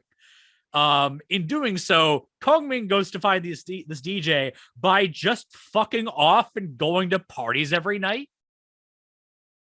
So, of course, Aiko's just sitting there off to the side like, is he even doing anything right? Is he doing his job? Like, is this helping? Do we really need this DJ? Like, I feel like we could have made more if, I had like released a song or something. Like I could have done something. And so in secret, she's messing around with some songs and she goes to record something. And at the end of the episode, after like Kongming has gone to all these parties and he's brought her out one time, so like she can be there. And at the end of it, she like they're both sitting at this bar, and Aiko's just like, are you sure we really needed that? Because I feel like I haven't really done much, in this whole quest to get the 100,000 likes. And so like, hey, I wrote this song. If you want to listen to the song, and maybe that'll help. And the credits is just replaced with I believe it's just a shot of her phone, and it's just the song playing. And right at the end of the song, Kongming just nods. He goes, "Yep, this song will absolutely boost your engagement. It's a good song." So the what they do at the end is actually kind of interesting. It's a cost saving measure because there's no animation to it. It's simply a shot of her phone. They then transition to a shot of the skyline, just slowly panning. And like normally I would see something like that a lot of the time. And funny example of the fact that we mentioned that, by the way. Hey, Lana, did you see that new fight that was in that new Boruto episode? No, I haven't. Okay, real quick, because we're going on a quick little tangent of cost-saving measures that you do versus cost-saving measures that you don't. So in Kongming... Oh, this is going to be good. I can tell. In Kongming, they do a shot of the phone, and then they're panning up. But while they're doing this, they are doing that so you don't have to focus a whole lot on viewing a lot of visuals, because Aiko is playing a very emotional song that she just recorded that she wanted Kongming to hear. And partway through that song, it starts with like really shitty phone audio quality. And then it begins to progress into like a fully mastered song just diegetically while Kongming and Eiko are talking over it. And honestly, because of the fact that you don't have to pay attention to a lot of visuals, it makes the song hit that much harder. And it's one of those things where they are smartly using the medium. They realize they don't have to animate a whole lot to make it hit, so they're not. Then you have the newest episode of Boruto, where Boruto unlocks like the water MacGuffin. I actually don't know what it's called. I think it's like the water karma. But anyway, he gets that and he starts going Super Saiyan, except he's going Super Saiyan at like 4 frames. He runs at a dude, and then they start fighting, right? Mm-hmm. And you want to know what's so, you know, when you expect a fight scene, you expect to see people swinging at each other. Oh my god, I did watch this fight. The scene where he goes, whoa, and like the karma goes up his face. Yes. Oh man, that fight was awful. It was so bad. Am I gonna have to watch this now? I haven't Yes. seen this for context. So- I think as an animation student, it is you're right. What the fuck was that? What was that? There was so much. I'm just like, okay.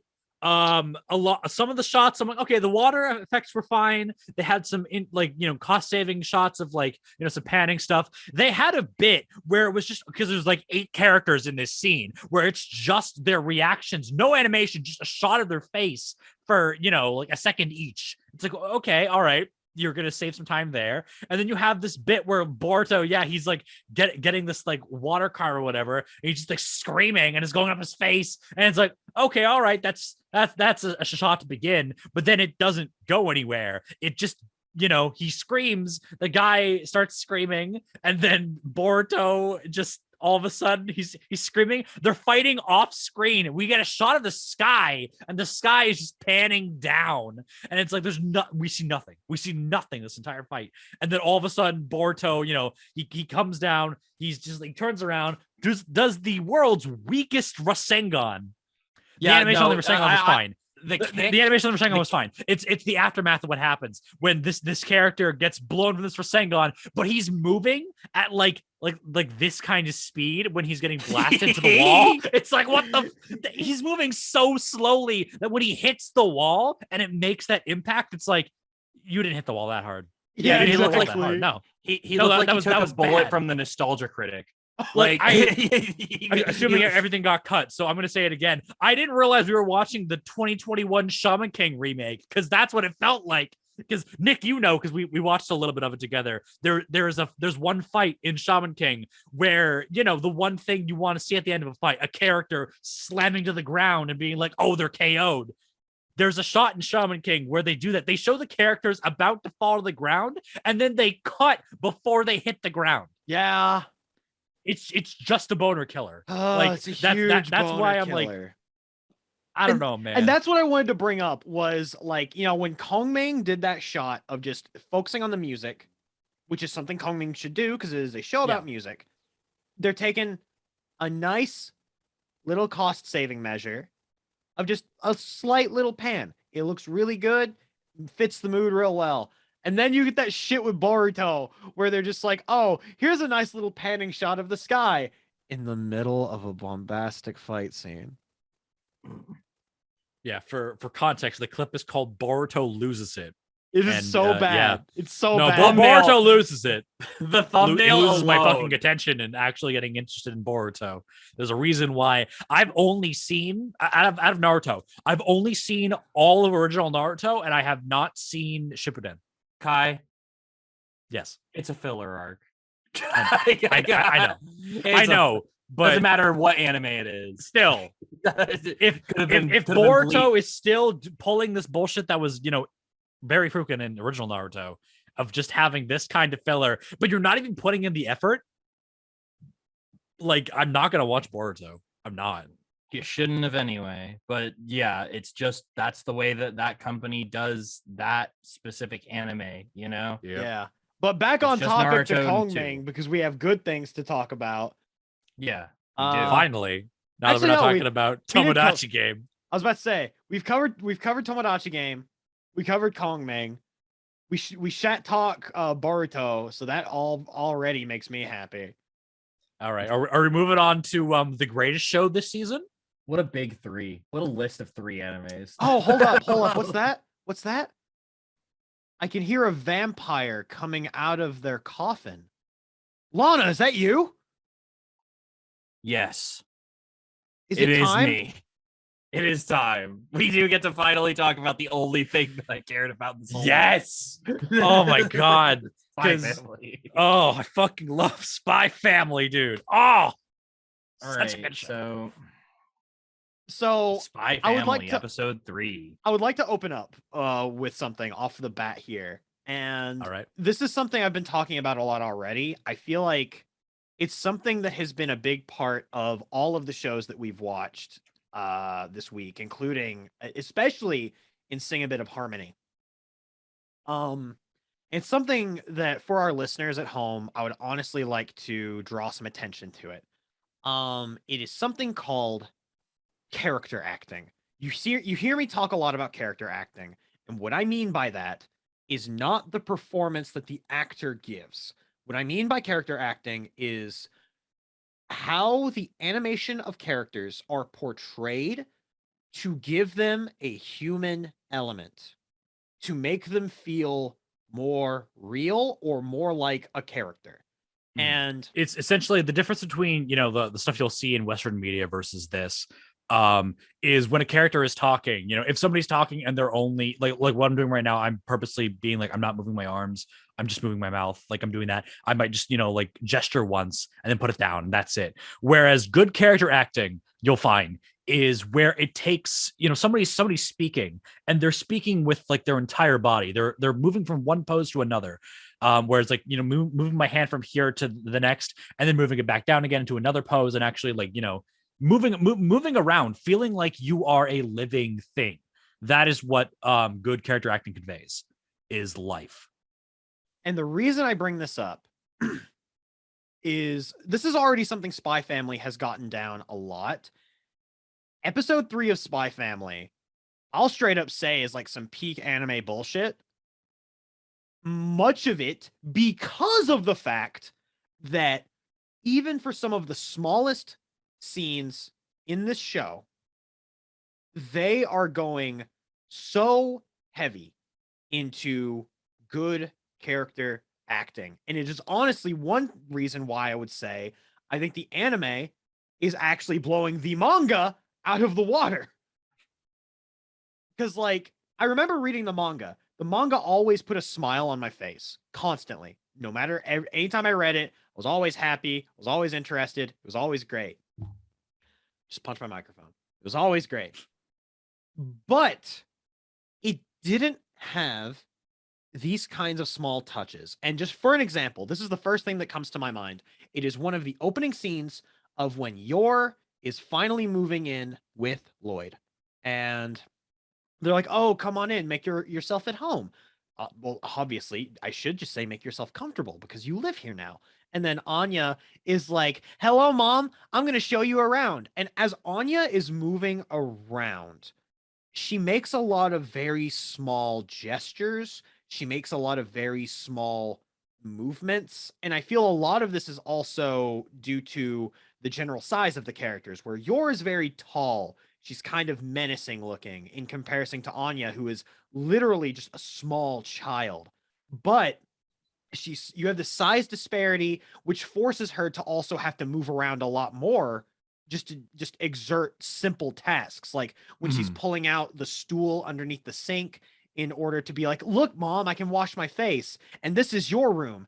And this is the kitchen. And this is Dad's room. And she's just like walking around making all of these small little movements. And it made that scene feel so homey, so cozy, just from those little bits of extra character acting that were applied to Anya.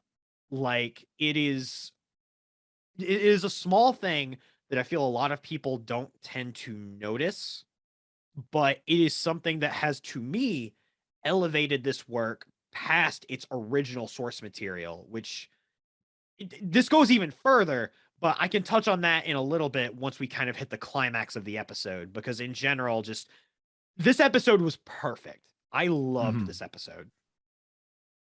This was absolutely after having to watch Tomodachi Game. I sat down. I said it was Saturday.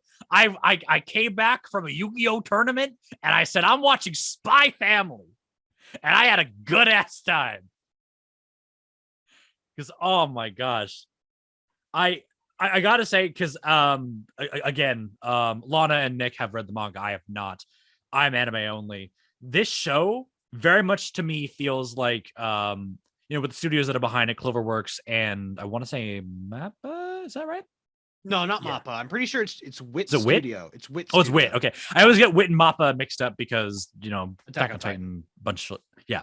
But basically, like the way Cloverworks and Wit are doing this show, it very much feels to me like they're going in it with a mentality similar to that of like Bones acquiring My Hero Academia, where it's like this is a good series, this is a good concept, we need to show this love and attention, we need to make it as good as we can. Yes. There haven't been any real moments I've noticed in Spy Family where it's like, oh, they're like purposely cutting stuff for quality.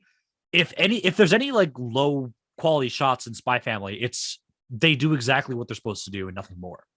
They're meant to be there as a means to slow down the pace so the audience can catch a breath, so that when we get to the more interesting stuff, it's not like shoving it in their face.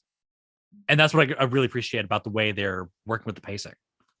You want to know what I love about the fact that they're shoving in our faces? What's that? Do you remember the moments in the dates? Anytime yeah. Yor had a knife in her hand or was looking at the guillotine. Yeah, anytime there was like a weapon in that entire like segment where they were all going on these outings to get used to being a family together and being a higher like class family, going to the opera, going to the museum. Anytime there was just something that had to do with like a weapon, Yor would just sit there and be like, "Oh my god, I fucking love knives. Look at this. It's beautiful." Like she's just in her own world looking at these knives. Anya's just being a piece of shit. Like during the opera, Anya's passed out. At the museum, she's being like, "Yo, that thing's naked. Oh my god, that's so good." I will say right now, and I think both of you can agree with me, I want to meet someone that will look at me the way that your forger looks at a guillotine. Am I wrong? Lana? She loves killing. She loves it. It's her job. Like it really is amazing how much she loves killing for somebody who only wants the job to be like a good mother figure for their brother. Like, wow. how could you love killing so much besides being your forger? But not love killing like in like for like it's not an evil thing, but it is a sadistic thing. This person's very sadistic. Yeah, it's like it's just a part of her life and she's very used to it. It's like it's normal. It's like so that's my job. It's like okay. No, I'm not standing for that. Kai fucking. If I worked at a Walmart, I wouldn't get horny by looking at a cash register. No. Okay. All right. If you're talking about that, to me, that's because, Yor's been at this for years. Like she started when she training when she was little. Of course, she's like going to be like, "Oh my god, knives are so cool," and like all these weapons. Like that's just what she's interested in. That's how it is. I used to use those for my acupuncture. Yeah. Like there's that moment where when Yor's moving in and Anya sees this box on the floor and she's like, "Oh, I will help too," and then Yor's like, no, don't, I'll deal with that box, and then in her mind you can hear her say like, "Well, that's where I'm keeping all my weapons," and Anya's just like, "Oh, no, it was all right." It was. No, don't. She shouldn't open that box. That's where I keep all of my knives and a poison powerful enough to kill an elephant. And then Anya's like, "Oh, fuck." I think my favorite moment with Anya in this episode was when they were in the museum and they were at the little kid zone, and Anya was drawing on the walls, and she was drawing. He was like, "Oh, well, I've got my mom is an assassin, my dad's a spy." She's drawing all this stuff on the wall. It's like, yeah, this is great. And then Lloyd comes in behind her. He's like, "Hey, honey, what are you drawing?" She's like, "Oh shit!" And it's just like covering it on the wall. And she's like, is a drawing I drew of a fantasy. And then Lloyd's like, "Oh, it's that guy from that spy anime you like to watch so much, and that must be the princess. That looks a little gory though. And is that a dog? Yeah, that's a dog. Let's go." Yeah, it's like, yeah, that's a dog. Yeah, that's the guy from Spy Wars. That's not you. She's so lucky that she is terrible at drawing. But then after that, we get another incredible piece of character acting where they're at the park and they're just kind of vibing. And oh god, there was a fucking quote that Anya says where I'm trying to remember exactly what the quote was. She's like sitting on the railing, and I think it's something along the lines of, "You better not let me fall." And then Lloyd's like, "Where'd you hear that from?" And she's just like, "Oh, anime. I got it from cartoons." So Anya proving that she is an impressionable 4-year-old. But so 6-year-old, according to her. Oh yeah. Allegedly. An alleged 6-year-old. Alleged 6-year-old. It's a mystery. We'll never know for sure. She's legally a 6-year-old. That is true. She is legally 6 years old. According to her papers, she's 6. Oh god. But they're chilling, they're vibing at the park, and then all of a sudden, a purse snatcher comes out of nowhere and just swipes this old lady's bag, and he's just booking it. And then you're being like, essentially being a goddamn superhero. Lloyd is just like, "Oh well, sucks to suck, I guess." And then yours like, "Fuck this," and just chases this dude down like Alex motherfucking Jones. And she's just like, "I'm coming." And the dude loses her. And then Lloyd's like, "Well, I mean, if yours gonna go so hard on trying to find this guy, maybe we can find him." He goes searching around. He's just like, "Oh well, guess we can't find her."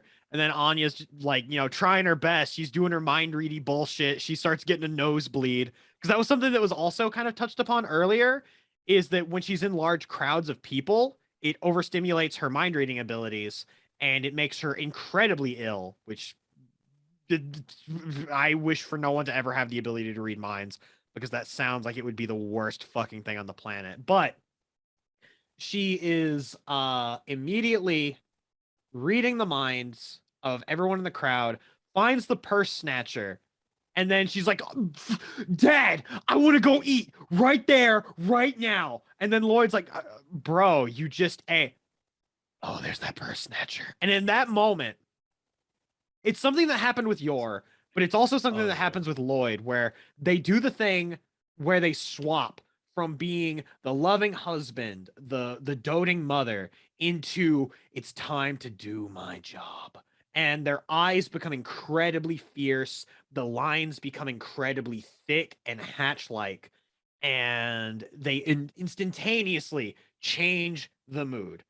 Lloyd jumps from this fucking building on top of this dude, breaking his goddamn spine, basically. And everyone's looking at him being like, "What the fuck is this guy?" What happened? He takes the purse and he just standing there. He's just like, "Oh, yeah, this person stole this purse from an old lady that's over there. Yeah, someone called the police. Bye." And he just leaves. Like, hold on. There's like somebody who's just a random passerby could just read that as like, you just jumped off the balcony onto this guy's back, took a wallet, and left. Like, you don't see the problem there? Look, they're not going to question it. I mean, He's I Lloyd guess Forger. Not. He's a psychiatrist. Would you? Yeah. A psychiatrist wouldn't lie to you. Yeah. Anyway, so he gets the purse, brings it back to the old lady. She's thanking them, and Lloyd has a moment where he doing the job that he does, he never gets compliments. He never gets to hear like you did a good job of the people you helped doing your job. So he kind of gets a little bit of a moment where he's just like, it feels nice to be complimented for my work, and that's a nice moment for him. I think my favorite part of that little scene is when the old lady is actually shaking their hands, and she's doing she's shaking so it with like both hands, vigorously Yeah. shaking their goddamn arm. Oh god. But like this episode had a lot of like really small things in it that just all came together to make a wonderful, wonderful viewing experience. Like there's one thing I actually even forgot to touch on where because they're going out and such to learn what it means to be a family. And so Lloyd is giving everyone like a mock test on like what they would see during the interview. And then Lloyd asks Yor a question about like what things are you teaching your child? Like, what are the methods that you are passing on to your child? But she reads that as, well, if someone's passing on, it would usually be because of like a grievous stab wound or caving in their skull, and it completely misreads passing on as passing on. And just starts naming killing techniques, and Lloyd's just like, oh, we're so fucked. We're so fucked. We're so fucked. Dude is like having a goddamn panic attack, being like, Yeah. I went to the Walmart and got the half price family, and I'm paying the price now. Honestly, I also really like how Anya is in that particular scene the first time they're doing the test. Because he's like, so what do you do normally in a day? And she's like, well, I stay home and I watch TV all day because my dad works and he locks me in the house. Don't tell them that. Like she, like it later on when he tests her again after the episode is like nearing its end, and she instead is like, what do you do in like a day? She talks about the day they just had. He's like, yes, that is exactly what you do. If you talk about what you do normally, you talk about what happened today, going to museum, going to the opera. Like that's what we do. That's what we do normally. And then if someone if someone says something, or no, if someone does something that's against the rules, what do? Well, you jump on top of him and break his fucking spine. Don't say that. Forget about that part. That never happened. Yeah. One small thing I think we should mention about this episode. We finally got the ED, the animation for the ending. And oh my god, I love it so much. There's a lot of really nice visuals in there. So this ED, if there's one thing that I feel both the OP and the ED have a commanding theory, just a commanding use of incredibly smart color theory, as well as absence of color. They're using a lot of monochromatic stuff, and they're using a lot of that kind of like leave color shit that I always like to use, where they're focusing a whole lot on single shades of color. And it's a huge thing in both the OP and the ED. And in the ED, it's far more apparent because you're seeing a lot of use of just like an intelligent use of black and white. They're using various blending modes to move across like various shades of color, to where there's a point in the ED where Yor and Lloyd and Anya are all like almost kind of dancing together.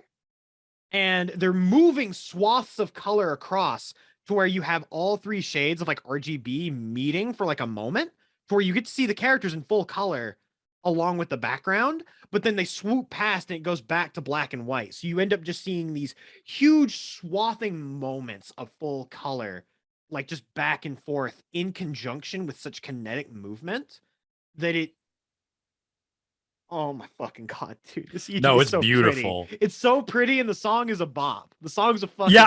bop. I mean, it's Gen Hoshino. That's my boy. I Ah. fucking love Gen Hoshino. Like I think that's the other thing I've noticed is that like a lot of more current age anime have been using a lot more like indie musicians and names for their songs. like I think the biggest thing for me is the fact that like Mafu and Eve are doing like a lot of like anime songs. Like for example, like to kind of segue, now that we're kind of done talking about Spy Family, we can segue into Jujutsu Kaisen. Like Eve does the OP for Jujutsu Kaisen, the first one, and just hearing him in that has been really nice for me. And he also got into another. I don't know if it's a music, if it's a movie or a show, but it was called Bubble, I believe. I don't really know much about it, but I saw the trailer for it the other day, and just hearing Eve in the song, I was like, oh, well, that's really cool. He's getting more work. But I really am excited that like this is just kind of the trend that has been happening with a lot of like anime lately, of just giving those people with like less of an audience more voice. And I think a lot of that is just because like when you are an indie darling, like you eventually do start getting that big break. And I feel that like having the opportunity to do music for shows like this is honestly like huge nowadays, since anime is one of Japan's like, biggest fucking exports. It's actually insane. But before we move on to Jujutsu Kaisen, Lana, is there anything that you would like to say about this episode and your undying love for your forger? I wanted to talk about the closing to the episode a little bit. Okay.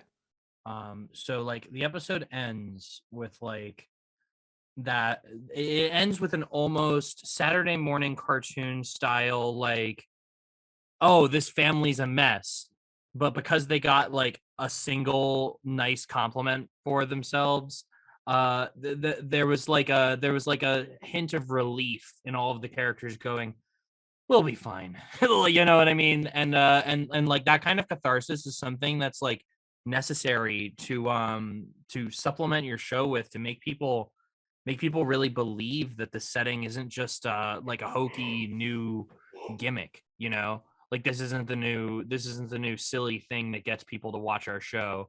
This is actually something that's fundamental to these characters' lives, and it matters. Like the stakes are real, without making the stakes seem foreboding, so to speak, because they do have the interview coming up. It also makes all of the characters seem more organic in the way that they're interacting, and they're interacting with the in-character knowledge that they have. It's not like Twilight is like in the know that Yor is an assassin because they're doing all of these quite athletic things, albeit they're both kind of, I want to say, Stockholm syndrome into believing that those things that they're doing in front of each other aren't abnormal for a person of their status. Like because Twilight's he's a chiropractor in this, right? Psychiatrist. He's a psychiatrist. Or psychiatrist. Why did I say chiropractor? I don't Anyway, know. I think that's because you have back pain. Because he broke the Shut up. man's spine. That's why. Shut up. So yeah, that is true. So the he's a psychiatrist. Like a even though you're totally believed him, like about the whole concussive therapy thing, it's still quite whack to see a guy who's trying an innovative new way being a Super Saiyan at beating these people's asses. Like, and I don't even need to get started on Yor literally just being like a Naruto character in the show. She really is. Yeah, like she's just a really, really attractive female Gaara. Like there's really no way to look at it other than that, obviously. Anyway, the closing of the show was very cathartic and made me seek more when I was reading it and when I was watching scenes from it. Like they don't miss a beat. The voice actors are all lovely. Probably because this is easy to digest content. Despite its harder hitting themes, like a woman who is willing to kill someone at the drop of a hat and is literally only barely fending off her intrusive thoughts. And also, to add on to that, Anya with the constant abandonment issues, and Twilight having to deal with the fact that he must keep everyone at arm's length and cannot make any real connections. So it's like there's definitely some like intersecting of these themes that I think are going to make for some very interesting character drama later on when eventually, when I assume everything starts to hit the fan. Because everything is going to hit the fan at some point, and it's going to feel awful when it does. Raise your hand if you think Anya is going to die. I don't think Anya's I gonna also die. don't think That's Anya's not going that's not to something die. I thought of. No. No. I I did post in general a thing of the literal how these two people take care of this child. It's great. It really, but alternatively, even though it seems like Lloyd is like the loving, like gentle one, whereas Yor is loving, but like really just like careless, you know. You must also consider Yor is the one with more actual shelf time with Anya, and Anya's still alive. Furthermore, Lloyd, if he was doing this alone, would be taping Anya to the wall. Yeah, pretty much. There's an art I saw recently of Anya being taped to the wall. Go find that artist. It's very good. I was also going to say, just to close real quick, you just reminded me of one of my favorite scenes from the last episode of when Lloyd's looking at Anya and Yor and being like, "Oh man, they're already getting along so well. They've really hit it off." And then fucking Yor is holding Anya's hand and she's like, "Oh, Anya's so cute. I better be careful to make sure that I don't hold her hand too tightly. It reminds me of the one time that I hugged my brother and I broke 4 of his ribs." And then Anya's like, "What?" And immediately runs away and hides behind a planter. And I'm just like, that's such a mood. And again, it adds to that character acting because the entire time that Anya's running away, she's running away in that clumsy childlike way where your legs really aren't there, and she's just like she's kind of waddling, and then she just crouches down behind the planter, and I'm just like, I'm losing my goddamn mind, dude. They animated Anya so fucking well. Oh my god. No, there's a lot of really standout shots in this episode. I know one that like I lingered on for a while. I can't really explain why, but it was a shot of Anya and Yor where they're like sitting down on the couch.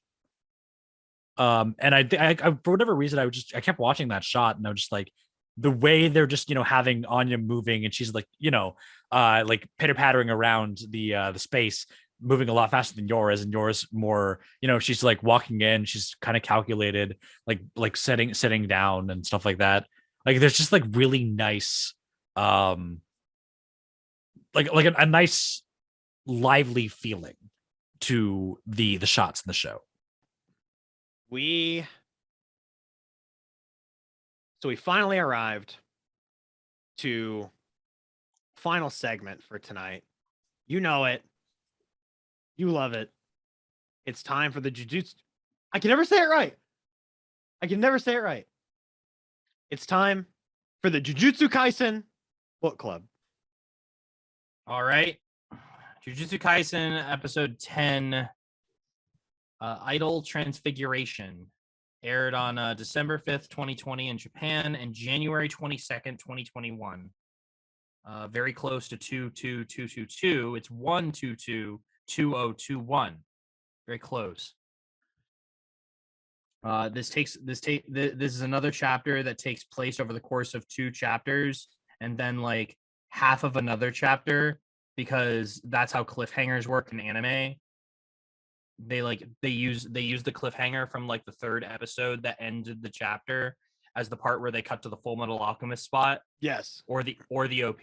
It's one or the other. So in this case, it was probably the OP in episode 11, because not a lot of stuff happens in chapter 23 immediately, because they're building up a lot of this episode for episode 11. All right, so the episode opens up with Junpei in a flashback, and he's in his movie club that he used to run at his school, and the bullies come in and they like beat the shit out of him. And then like all the bullies are just like wrecking him, and then it flashes forward and Mahito's with Junpei, and Mahito is explaining how his curse technique works because Junpei asked and he wants to understand, because like, and they talk about like the ideologies of like inflicting pain on others and like what's going on with that is when he believes, like he talks about like the power of a soul, which is a huge thing with Mahito because of his abilities, which we'll get into later. Mhm. Yeah.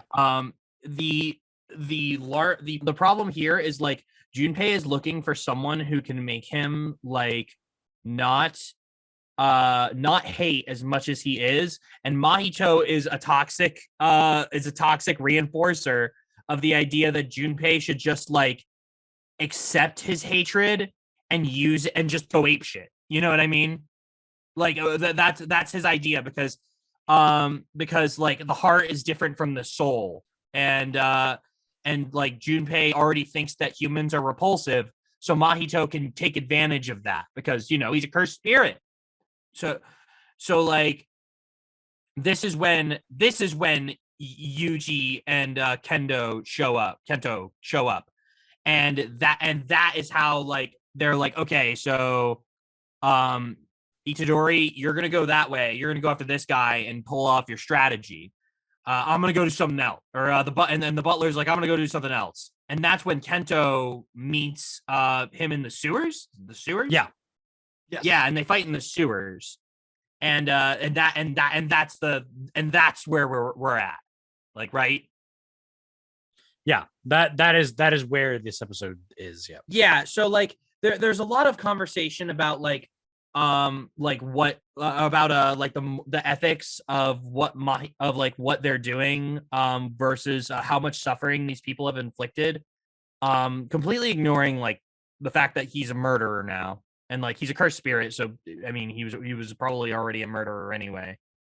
And Junpei is just like, let's put ourselves in his shoes for a second.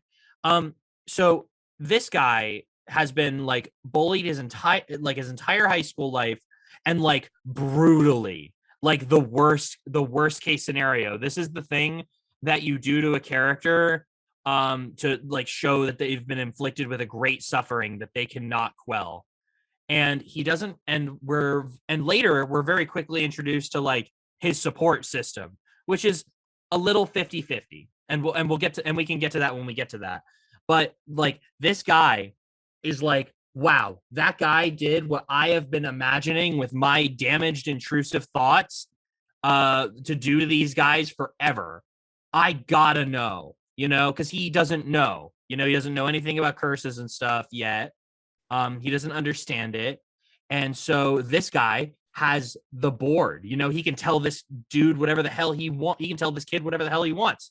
So he does, and he totally takes advantage of him and puts him in like a state that it would take such a large amount of diplomacy from any regular human being that is shown who hasn't shown to be like exemplary in the way that Mahito is, to change his mind.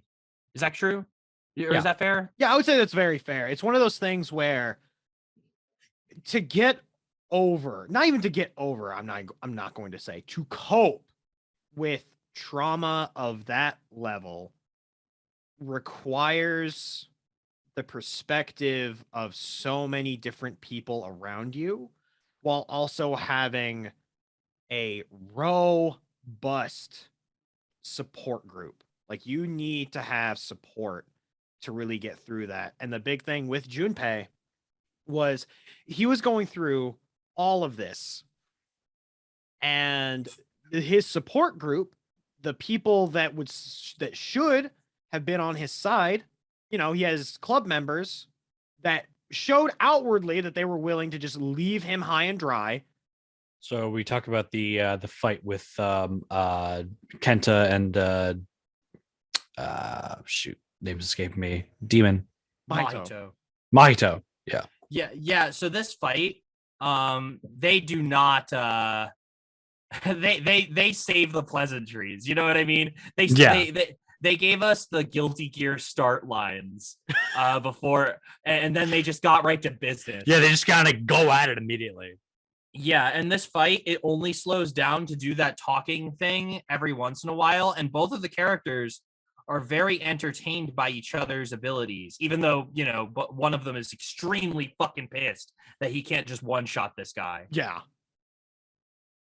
He's just like, fuck, another special grade, fuck. Yeah, he's like, why are my attacks that are like meant to fucking, one hit, like cut off his shit? They don't work. I can't do anything. Come on. Dude literally learned how to do Undertale critical hits so that he could just get off the clock as fast as possible. And he's like, what do you mean this guy can just regenerate? This is bullshit. Because every time he would try to cut off like anything from Mahito was just like, oh, dude, I can control the soul. My body just grows back. And he's just like, fuck. He's like, you want to cut my soul? He's like, I can't. And then Mahito's like, well, sucks to suck, I guess, idiot. And so that fight pretty much, like, it's very early on in this fight. Like, they're already still going nuts in terms of, like, what Mappa does. Mappa has insane, like, camera stuff. They have really out-of-this-world choreo. And this isn't even the best part of the fight yet. The best part of the fight, the shit that I actually remember, is in the next episode. But there is one point, and I might be skipping ahead here a little bit, so please forgive me on that. Where they're going into how Mahito's shit works, where essentially he has taken human beings and transmogrified their bodies and souls so that he can essentially use their bodies however he wants. And a lot of the time what he'll do is he'll like expand them and just use them as like big malleable projectiles. And so there's a point where he slams one of these bodies and just like super duper stretches and deforms it, slams it into a wall.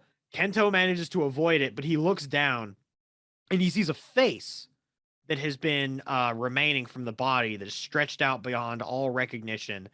And the face looks up to him and just says, please help me. And that's when Mahito's like, oh God, I'm so sorry. Like, I'm still kind of getting used to these powers. So occasionally a little bit of that heart and, their thoughts and their soul, like, kind of bleed through. But don't worry, there's actually nothing in there. They're dead.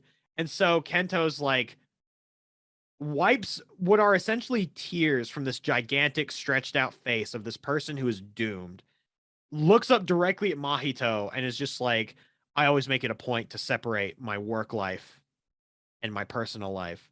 And then Mahito's like, you lying son of a bitch. And you can tell Kento's furious. He's so mad. He just doesn't want to show it. And it's great. I think the animation in this fight is very strong. Yes. Mostly because like it all escalates all the time, and it doesn't like and whenever it takes a moment to breathe, every single time it seems like they breathed in more air. You know what I mean? They never run out of gas, it feels like. Yeah, it's like at first they were like and then the whole second fight they were like like the second round per se, and then the finish was excellent because it proved that like these characters aren't dumb shonen characters, because anyone would go, wow, I'm in a disadvantageous matchup, I'm gonna fight till the end. Like, come on, you're in a sewer, bro, don't die in a sewer. Yeah, and Kento continues to be my favorite character in the show because he's such a fucking 20-year-old. He's someone that is fucking fed up with this bullshit. Just being like, dude, I get off the clock at 6. I'm not fighting you anymore past that. And that, again, that's something else that relates to the end of the episode. Yeah. And I think let's face it. Until Panda does something, Kento is your boy. Kento will be my boy even when Panda does something. He's got to do something soon.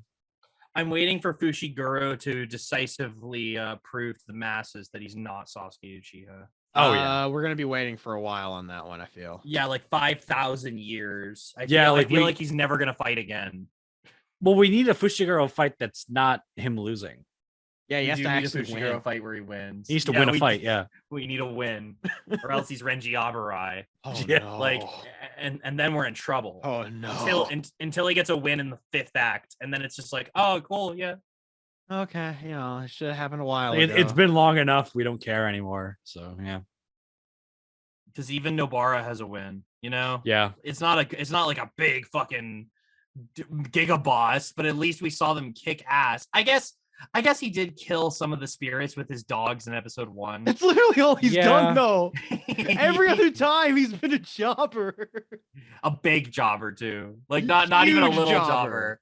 He is a jobber he is the first character that made Sukuna excited in the whole show. Yeah, but then you know what happens? Like right before that, he falls out of the wall and his stormtrooper helmet falls off.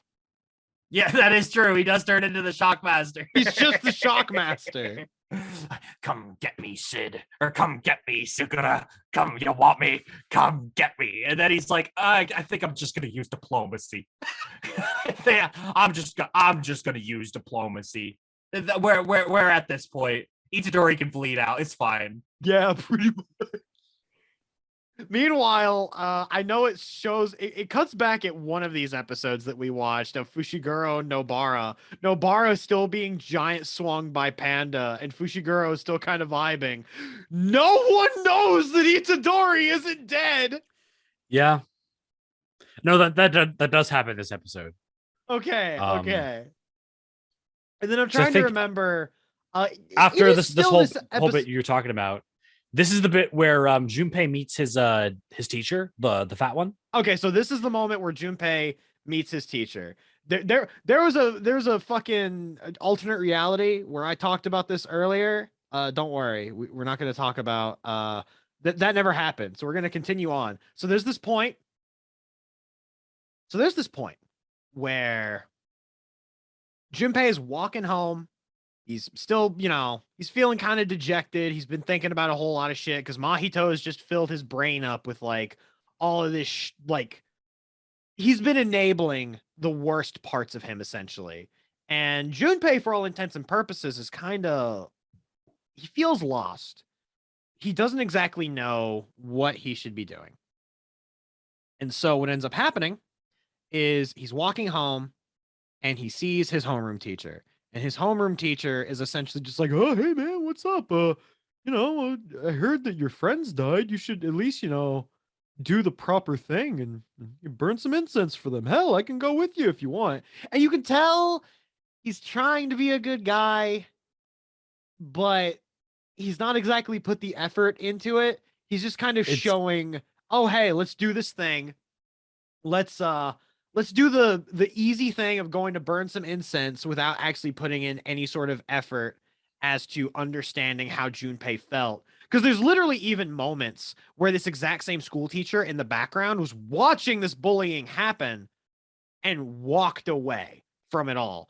And he has the nerve to go up to Junpei and be like, well, these were your friends. They're the only ones that hung out with you.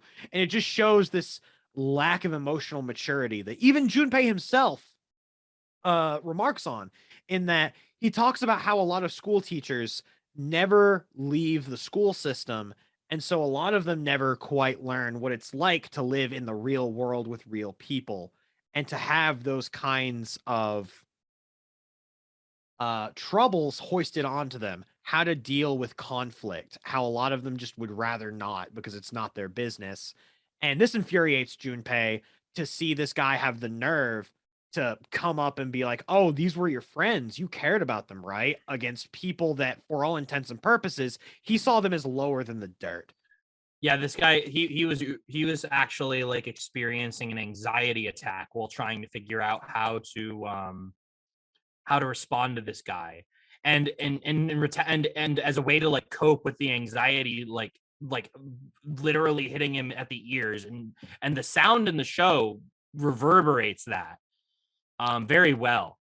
Especially like they did it really well in the theater, but they did it really well here while the guy's talking and looking at him. Like, it was incredible. Only incredibly enough to be interrupted by our wonderful protagonist. He comes in with this spirit, and he's just like, "Oh no, I just gotta catch the spirit." And it's like we didn't even see the spirit. We didn't even see you. Like the teacher looks at him. He's like, "What? You some kind of gymnast or something? Like, what are you doing? Why are you here? I'm talking to this boy." And then, Itadori just kind of fucking pulls this man's pants down, takes his pants, and runs away. Like, okay. And then this the fat teacher is running after him, trying to get his pants back. Itadori, being a monster, completely laps him, and then is just like, "Oh, hey, Junpei, what's up?" And Junpei's like, "Wait, how did you don't worry about it." Did you do that whole No, it was did you just lap around the whole building that fast? And Itadori was like, "Uh-huh." Yeah, pretty much. And then Itadori's like, "Why? Hey, can we talk?" Yeah, can we talk for like 5 minutes?" And the kid was like, "Sure." Yeah. I did just ask that guy who murdered those guys to talk to me for 5 minutes. I think I can talk to this guy for 5 minutes. I think I can hear both sides. And I think it was Itadori who was like, "You did not like having that conversation with that guy. You hated that guy." And he was like, "How'd you know?" And it's like, "Well, is it true?" And he was like, "Yeah, I hate that guy." And Itadori was like, "Yeah, let's not talk to that guy.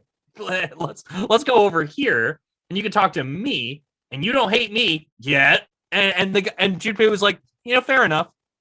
And this is where I want to freeze for a second here, in that I absolutely love this about Itadori, in that he is always being framed as someone who is a bit of a simpleton. He tends to approach a lot of his problems head on without like a ton of nuance. But his simplicity kind of opens himself up to this very interesting level of emotional intelligence that he tends to have, in that he's able to like speak with people and be very, very real, and can really understand or at least attempt to understand a lot of people's problems and really relate to them. And like, if there's one thing that I fucking can't stand about a certain shonen protagonist named Naruto Uzumaki or Goku, it is that, they're really smart when it comes to punching shit. In terms of emotional intelligence, they are dumber than most rocks. Naruto is able to experience. Okay, so Goku has the issue with only being able to communicate with someone via his specialties, which unfortunately they're eating and martial arts. Yes. Which, I mean, there are a lot of anime characters like that, Toriko, Luffy, etc., etc. Where and it's not even martial arts, it's fighting, but Goku's case, it's martial arts. Yeah. Naruto has not only an impeccable sense of justice, and the ability to like evoke a sense of diplomacy that is seen by no other protagonist before him or after, even, I feel, that he is able to have a very unspoken amount of empathy that has only been flanderized by his fandom. So Itadori, however, does a great job instead of using some sort of, so he has his Itadori has his swing, his like moment that he decided that this is what he needed to do. It's when his father died, or his grandfather died. Yeah. When his grandfather passed away, he remembers it all the time. It's just like the fucking swing in Naruto. And then all of a sudden he like knows, he comes to the occasion. That doesn't happen very often for Itadori. Usually, instead of him having to go through that every single time, he is very, very easily able to do something that Naruto only does in fleeting moments and filler arcs.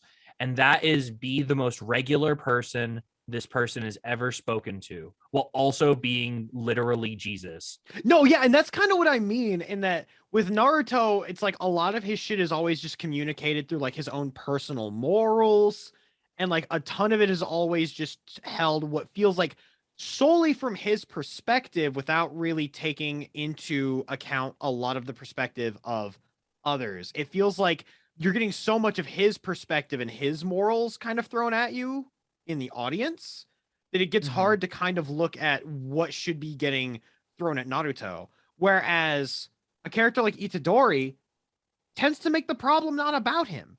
He's just like, hey, man, let's just talk a bit. And I think that that is incredibly endearing.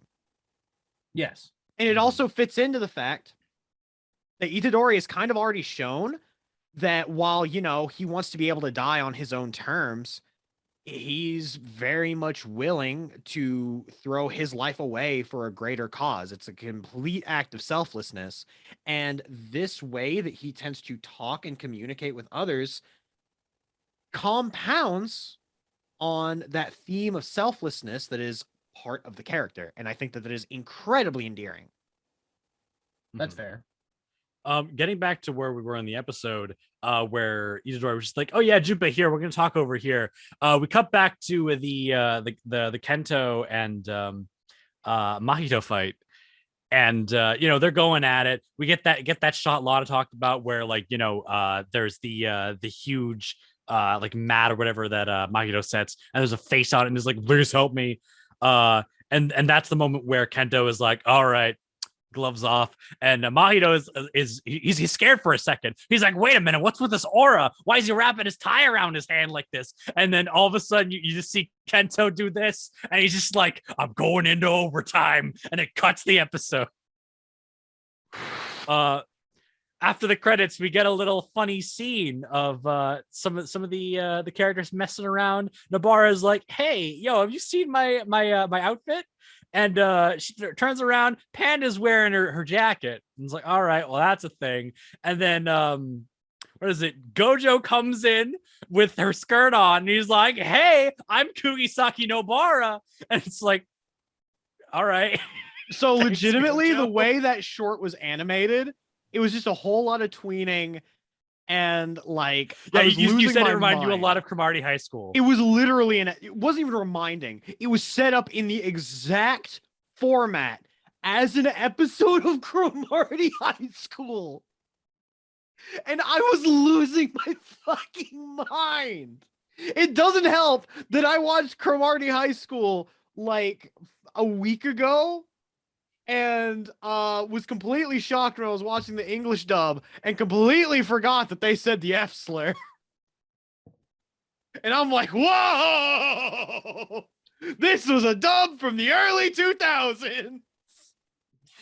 DBZ said the R slur. It was what it was. This is what Product it of was its back time. then. Product That's of its it. time. Exactly. Anyway, Jujutsu Kaisen episode 11, Narrow-Minded. Japan air date December 12th, 2020. US air date January 29th, 2021. Couldn't remember what happened that day that it was so familiar to me. So I looked it up, and I guess this was the week they announced the Snyder cut for the Justice League. That's all. I Oh, was able to yeah. get. Yeah. So I remember someone saying like how long it was gonna be, and I was like, holy God. Anyway, this is the moment where Kento and Mahito finally really fucking get down and dirty with spending all of the animation budget for this week. Yeah. Kento explains his ability once again, and it explains that the ability to cut things doesn't not have to just deal with like humans. You can do it on inanimate objects as well. Yeah, so now he And then has, he just fucking runs at Mahito. He just goes, nah, you're dead. You're fucking dead. I got you. So to kind of clarify, because you left out a good chunk of that, was normally he can only access that on like specific parts at a specific ratio. Yeah, It's it has only to be about that yay ratio. wide, essentially. It's like a ratio of Yeah. like 7:3, and he can only hit it by a certain radius. However, he has made a pact of once it is past 6 p.m., he is able to unleash all of his power in a huge radius with very little control, to the point where he himself will get caught in the blast zone while he's doing it. So he runs up to Mahito and he's just like, look, I'm fucking done. And he punches the wall which causes a huge amount of rubble to go everywhere. Mahito's like, what the fuck? And then he looks down and his leg is cut off and he's like, huh? And then Kento's no, like, the best part is that when he does that, he's all like, "Oh, I should dodge this," and then he just does it. He just gets his leg chopped off, and then Kento just like, "I'm leaving now. By the way, I'm gonna retreat." Like he's done. And if you're still alive by the time we meet again, yeah, I'm gonna exercise you. So he leaves, and then a gigantic piece of rubble falls on Mahito. Yeah.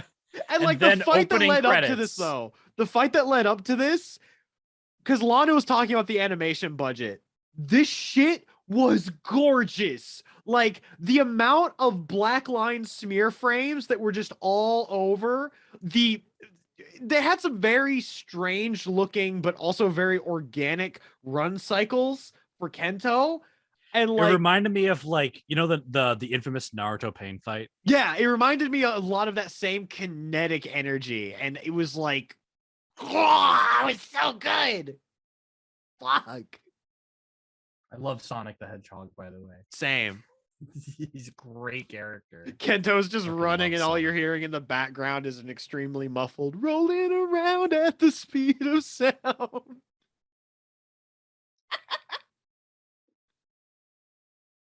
Oh. But continuing on with the synopsis now. So the fight's over. Finally. It Yeah, was fight's it was a over. good We fight. cut back to Junpei and Itadori, and they're talking now.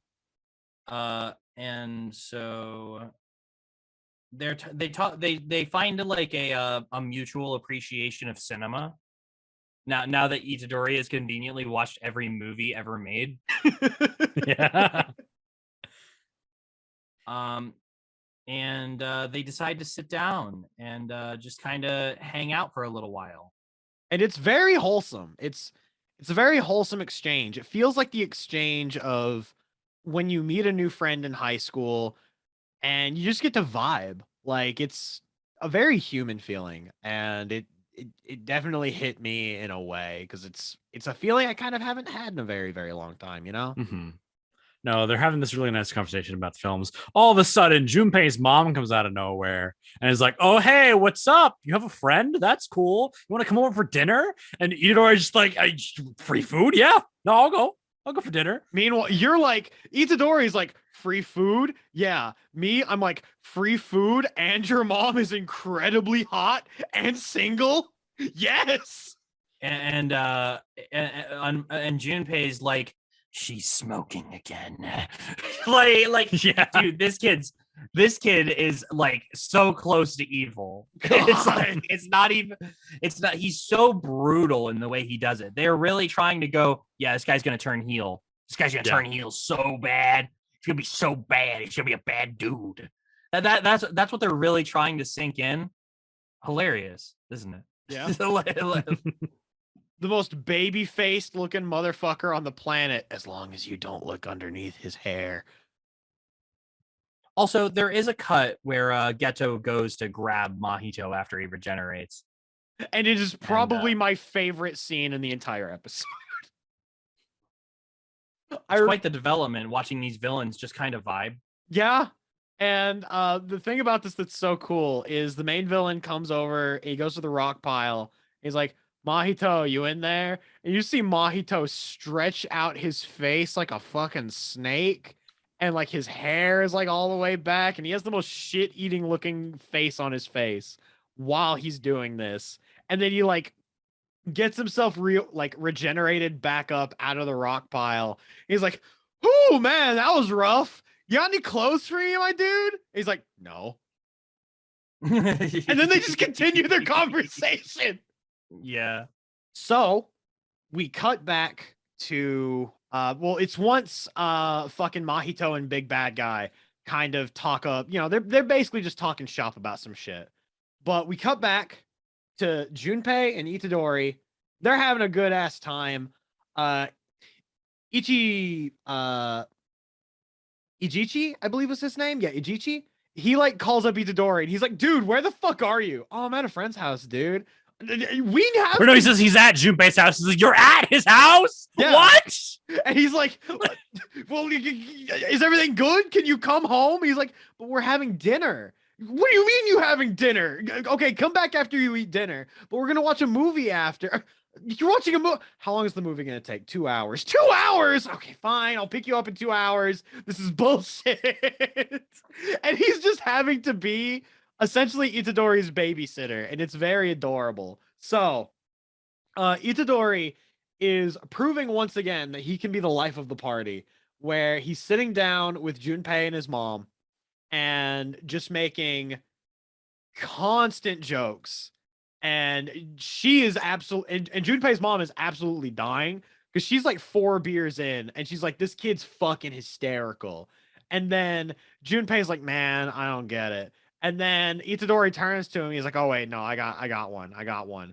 Grabs a plate and a knife, draws a face on the plate, gets down, just like crouches down and just starts yelling, Wilson! Wilson! And all of a sudden, Junpei loses his fucking shit. And his mom is just like, what? Is that a reference to like a movie or something? And like, they're just having a good goddamn time. It's wholesome. It's wonderful. It is kids being kids and just their parents getting to relate with them. It's wonderful. And so at that point, Itadori, goes back home. He's Good time ends in 5, 4, 3, 2, and suddenly there's a finger of Sukuna in their house. and Yeah. Junpei's mom wakes up because she's been in a drunken stupor. And she's like, oh man, I gotta clean up. What is this finger doing on my desk? And there's a demon that shows up like right behind her. And it does the Jujutsu Kaisen thing that shit's bad when it happens. It cuts to a black screen and you see white text start to get typed up. And it's like, oh, hey, Junpei's mom dead. And like in a gruesome way. It's like her entire lower body was just removed, gone. And like, the place where it got torn off was just getting preserved like some ice packs, and she was just thrown in her bed. Like, she went down horribly. And at this point, Junpei is distraught because at this point, the one person that was in his corner, the main person that was part of his support system, is gone. So he goes into her closet, finds the first black outfit that would fit him, puts it on, and then goes to school that day. Turns out there was a rich kid that was really pissed off at him. And Junpei thinks that this rich kid is the one that paid money to get someone to plant a curse at his house. Yeah, this rich kid, by the way, is the same guy who bullied him back when he was in his club. Yeah. And so he shows up at school, and this is when Mahito gets to exert his domain, which causes everyone in the school, with the exception of the fat school teacher and rich kid bully, to pass out. And Junpei hops inside the domain, is like, look, I know you hate me. I know you were the one that caused all of this. I'm not taking this anymore. And so, and the guy is like, what are you talking about? Like, he actually has no idea, like, what because Junpei presents this thing and is like, did you kill my mom? Basically, like, are you the one? Are you the one? And he's like, what are you talking about? I haven't seen you since the last time I beat you up, nerd. Like, he's totally not like saying like he killed, but Junpei is so sure of it that he's like, don't you lie to me. Like, it really is heavy. It's very heavy. And then Junpei essentially just like, you see a little glimpse of his ability where He force chokes him. Oh, it's more than that. Yeah. Like, you see a little barb appear in the bully's arm and face, and he starts getting like purple spots all over him. He's like, what are you doing to me? And then he just like starts force choking him, picks him up off of the ground, and he's like, I'm gonna fucking kill you. And then the school teacher's just like staring at it. He's really fat and afraid. And then Itadori opens up the door and just busts in out of nowhere. And he's like, what are you doing, Junpei? Yeah, what the fuck are you end doing, credits. Junpei? Cuts episode. And now we get to talk about my favorite episode of Jujutsu Kaisen. Oh boy. This is the best episode of Jujutsu Kaisen for me. Episode 12, To You Someday, airing on December 19th, 2020 and February 5th, 2021. It covers chapters 26 through 29. So this is the most amount of chapters that have been adapted from the manga. This is likely because this is one of the most action-centric scenes since Gojo fought against Jogo. Like this Jogo's name episode was. basically wraps up the entire Junpei arc. Yeah, as we know. Yeah. Because who fucking knows? The body's still there, you know? Like, Yeah, that's true. anything's possible in shonen anime. Yeah. Friggin', we could find out that Yuji's curse technique is reviving the dead. You know what I mean? Like, we could find that out tomorrow, which I don't know how I'd feel about that, but you know. So anybody who's watched the anime, they're gonna be laughing at me right now. Okay, so Yuji is, we pick up basically where we left off, but with a little bit of a flashback. And Yuji is trying to get Kento to let him go and do this. And Kento doesn't want him to do it because, you know, Yuji is going to want to get involved. And he's also not very strong yet. Like, he's strong, you know, and I mean, he was before he became a Jujutsu sorcerer, but like, he's not ready for Mahito, who can literally beat Kento. You know what I mean? So, and this is Mahito's domain. So, you know, right into the fire with Itadori as usual. So he basically goes to Junpei. He's like, Junpei, I just saw you attack that guy. What the fuck?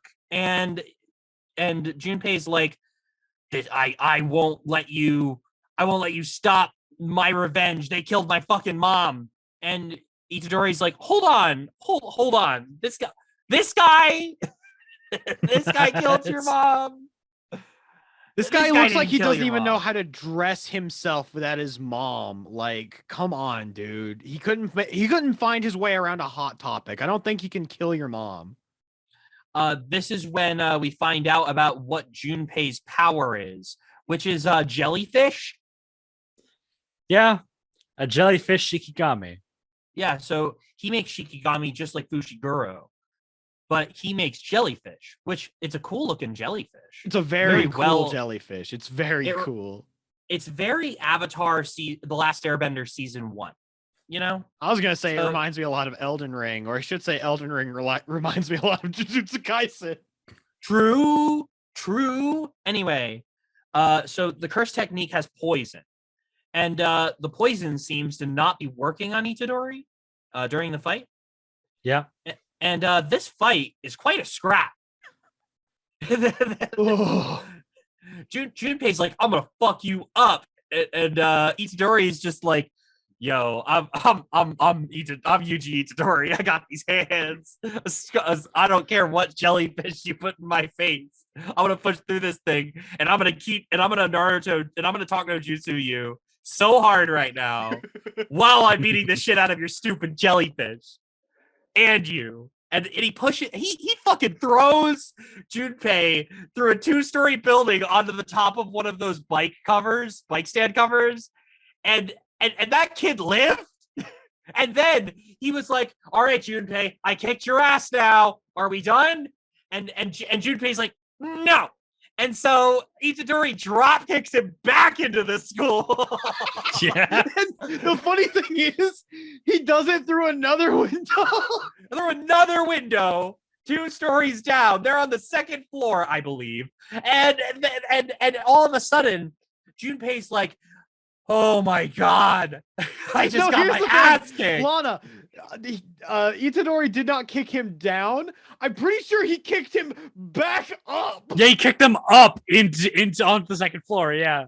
Oh my god! The other thing he does before that, if you remember, they have this like flashback of Gojo telling him what like to do against Shikigamis, and for whatever reason they decide, no, we're not going to do any reuse. We're going to redraw Gojo with like the where he's got like the glasses, Where he's got sunglasses. yeah, on, and it's just this fucking like really nice shot of Gojo explaining how it's like, oh, when you're fighting a Shikigami, hit the sorcerer, and it's like, okay.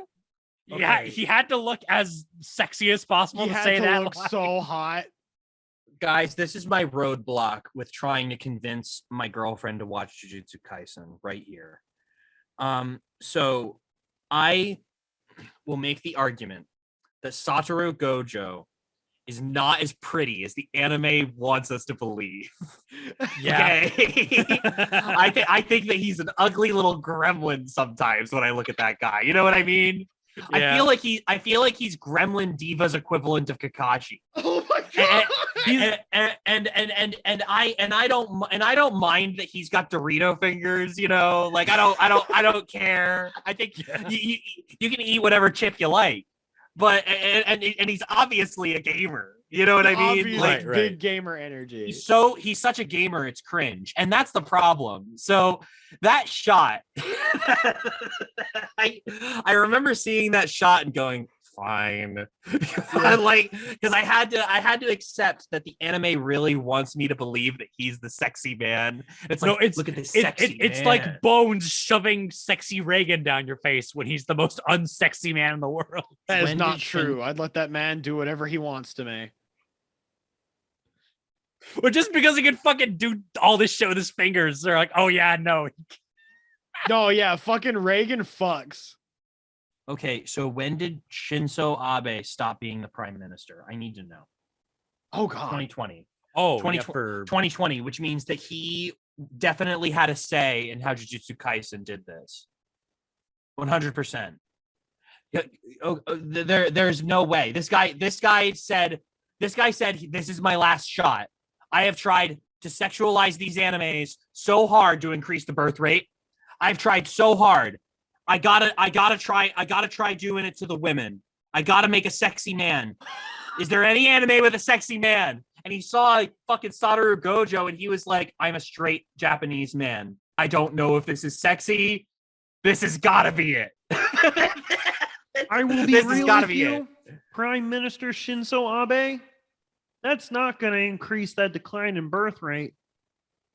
But what if it did? I'm going to be real with you, Prime Minister Shinzo Abe. No, it's not gonna work. It's not gonna work. He honestly believes it. And this is the last anime in his term that he could try. This had to have been the reason. I can't think of any other reason. I don't think this character is hot. I don't get it. I just love his the hair. idea. I like his design. I think he's cool. I think he fights well. I think I like the way that they like draw him like yaoi lean. Like I think that's very funny. I think he's a quirky guy. I think he's great. I think he's a great Flanderization of Kakashi. Like and I think he's my like second favorite character. So, but damn, when I saw When you don't look at him and go, oh, I want to like, I love that guy. yeah. And I'm gonna get a lot of hate because I do love that guy. I just don't love that guy. I think whenever I see that's shots of him, fair. I'm like, what's this like sexy? He's a sexy guy. I love this sexy. Yeah. I love that they're really going for it. I really do love that they're really going for it. I just don't find him sexy. Oh god, what was? No, I'd say that's fair. So Anyway, getting back to the episode. yeah. After that one shot that lasts like a second that we were going over. So Junpei is now in the building again. He's starting to cry, being like, man, these mean people cursed me and my mom with those hearts. Like, he's having a mental breakdown, being like, Itadori, you don't understand. These people were fucking shitty to me and they killed my mom. I need to get my revenge, dude. That's tough, buddy. He is like, yo, man, defensive. I really want to see this argument in English. I'm gonna watch it. So The reason is because they're gonna. I really want to know if they have Itadori say something like, "Dude, chill out." You know what I mean. I know they don't. I know for a fact they don't. It's a very faithful translation. But damn, this would be the time. You know what I mean? Yeah. This would be the time to have Itadori go, man, it doesn't have to be like that. Just something like that. You know, it doesn't have He to needs be. his "You Narukami calm down" line. Yeah, he does, Like- which is hilarious because I was gonna say he should be less like Ichigo. Yeah. you know what I mean? Exactly, because in this scene in the Japanese dub, he's Ichigo. This is Ichigo. You know, textbook. This is the textbook Ichigo scene where we finally see Ichigo's morals after seeing him be like morally ambiguous for most of the plot of that given moment. And then all of a sudden, like we see like the weight that is weighing down on him as he is making these decisions. Like this was a very good scene of Itadori knowing that he needed to stay chill if he was going to pull this off, and he took a fucking massive hit, and it was and they really animated very well a man who is attempting to no sell damage who absolutely failed. Like so Itadori no sells the damage very passionately, like, and the music is crescendoing as he's taking the hits to his hands, the ones to his hands, right? One's in the shoulder. No, one to his shoulder. One was his shoulder. Yeah. So he pulls those out, and they, instead of showing us Itadori walking, a great way to save the money, cut to a blood splatter from the shot, which means we have been shown that Itadori has consistently been affected remarkably when he has taken exactly this type of damage.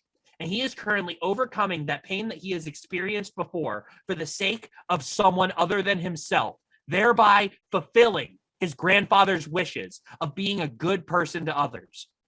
And then he is able to give this passionate speech about he's going to be the one who makes sure that, combined with the efforts that Itadori has had, the networking that he has done, the friendships that he has made along the way, they are going to find the people who are responsible for the death of his mother and the ruining of his life and bring them to justice. And that is the moment that Junpei cracks. Like that's the moment that Junpei really does believe, but it's too late. And I want to say that for one moment, as Itadori is saying all of this, you see a glimpse of Junpei, Itadori, Fushiguro, and Nobara all together, all wearing school uniforms and working together towards a common goal. Nobara could hide her nails in the jellyfish. That would be sick. Jellyfish don't have brains. You can put them where the brain space would be, and just fucking fire them out of the jellyfish. What if when Fushiguro replaces the dogs, he replaces it with a jellyfish? Jellyfish are freaks. I'm just gonna say that right now. When we were watching the episodes a couple days ago, we had to look up how jellyfish fuck. And it's awful. Yeah. You say we, that was you. That was you. No, I remember. I remember. No. I didn't look up anything. I remember telling Nick a jellyfish is or a jellyfish doesn't have a brain. And he was like, is it just a collection of nerves? And I was like, yes. And he was like, whoa, dude. Yeah. Jellyfish are raw as hell. Yeah, jellyfish are fucking raw, dude. We're the only people who believe that. Getting back to the episode, though. Yeah, like Itadori has this huge speech for Junpei. All of a sudden, Mahito just comes in like, hey, what's up? Nice to meet you. Anyway, turns his arm into disforms it, smashes Itadori against the wall. Like, hey, anyway. This is when Junpei also realizes that Mahito is the one who did it. Yeah. Like 100%. Because Mahito is just sitting there. He's got Itadori against the wall, and he puts his hand on Junpei's shoulder, and he's like, "Yeah, Junpei, you've got a good head on your shoulders." And he's like, "Wait, what?" The fuck are you talking about? He goes and he changes the shape of Junpei's soul, uses his idol transfiguration on him, and turns him into a fucking monster. What is this monster? What would you call this monster? No one cut in. We'll do this one at a time. This monster? I'll start. Sasuke Crocodile. Right. Sasuke Crocodile. Bipedal, by the way. Yeah. He is bipedal, but Sasuke Crocodile. Oh my god. All right, Kai, your turn. What this thing looks like to me? What is it to you? What is this? Oh, that's a good question. I don't I'm know, sorry, man. this is horrible. Everybody, this is horrible, but I gotta know. I'm looking at this thing and I'm just like, what would I even call this as an insult? I don't know. I look at this thing's existence and I think that's an insult already. I don't know. I mean, like he gets transmodified. He starts beating the shit out of Itadori. And then he's like, but if the design of this thing, I would look at this and be like, this is exactly what I'd picture. If you said to me, somebody who just basement dwells for their entire life and it like gets to the point where it is the physical manifestation of like what they are. So a channel. Like, this is a fucking gremlin. I was about to say it's just a Redditor. Yeah, that's what a Redditor looks like. I think we need to make this a Discord emo. Oh my god. I think I'm gonna take a picture of it. So I already know what my answer is, and I'm going to tell you right now, my answer wins. Okay. What is This is the hellspawn of Rex Raptor and Weevil Underwood. This is what they make. If they fucked Oh my or god. played polymerization on two of their monsters, this is what it would make. Bro. No, why us? Because it has Weevil's bowl cut and it's a dinosaur. Oh my god. God. You're right. But look at this guy. I put him in general. Look at this guy. Look at this dude. Look at this Chad. I am now Look gonna at send. this absolute unit. I am sending this picture to our editor with zero context. Yeah. No, you know what he looks like? He looks like a rookie level Digimon. He really does. He's kind of an Agumon. Yeah, he is a rookie level Digimon, but he's a little chubby. Yeah. So what if he's a bad champion? Oh god. Oh very yeah. possible. He could easily be a bad champion. He's a bad champion. Yeah. It's like a Numamon level of a champion. You know? That's true. But kind of getting back on topic here, Junpei, Okay. also known as Dinosaur Uchiha, kind of gets fucked. Like he's just punching Itadori, hitting this man with liver blows like he's goddamn Makunochi Ippo. He does hit him with 4 liver blows, doesn't he? Yeah, 4 liver blows, and then he just dies. Yeah, he does just die. Because apparently getting transmogrified into a crocodile, not very good for you. Allegedly. Yeah. Itadori starts yelling for Sukuna, being like, Sukuna, can you please help me? He's like, no, I'm not gonna. No, and then this leads to my favorite moment of this entire exchange, where Itadori's like, Sukuna! Get the fuck out here! And then Sukuna's like, no. And then Mahito's like, no, wow. Your future, your everything relies on me. Like, I'm not gonna fucking do anything about it, man. You gotta deal with this. And then Mahito hears this, and they both start laughing at Itadori. And it leads to a shot of both of them, each in their own individual colors, heavily shaded, and Itadori front and center in the camera with a slow zoom. And with the smile from Sukuna also laughing. Yes. It's like, damn, you got the whole squad laughing with you this. got 3 entities laughing at you. 2 of them are Sukuna. And Itadori is just like, I'm so sick of this bullshit, dude. So here's the moment where this is where I go from thinking that Itadori needs to stop being Ichigo to Itadori 100% needs to be Ichigo right fucking now for exactly 5 seconds. And then he can go back to being Itadori. That is all I ask right now.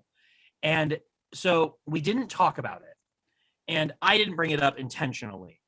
But when Itadori finished partying with Junpei and Junpei's mom, while Junpei's mom was asleep and Itadori was talking to Junpei about like just stuff, they were shooting the shit. Junpei asks if Itadori is a Jujutsu sorcerer. Therefore, like verifying like that Junpei can not only see what's going on, but like Junpei is like knowledgeable of like what he knows happened, about stuff like curses. that, et cetera, et cetera.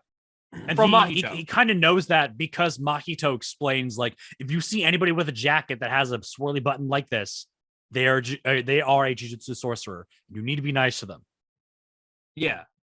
So like he asks if he's a Jujutsu sorcerer, and Itadori says yes, and then Itadori immediately regrets immediately saying yes because he probably shouldn't do that. But that's a funny, quirky thing. Yeah.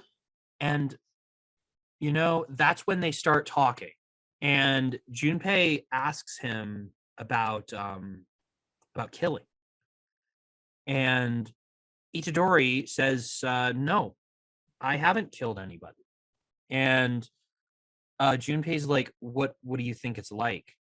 And Itadori's like, and I'm paraphrasing, please understand. He's like, I don't want to kill. I think if I kill something, I'll lose my ability to tell the difference between my friends and the people I care about and monsters.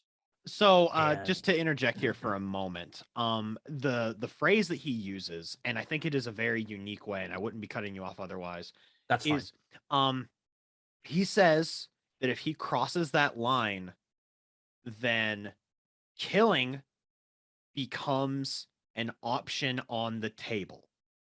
And he does not want to live in a world where killing is just something that you pick up the same way that you would pick up like a hammer or a screwdriver. He does not want that to become a casual part of his life that he just embraces as part of his existence.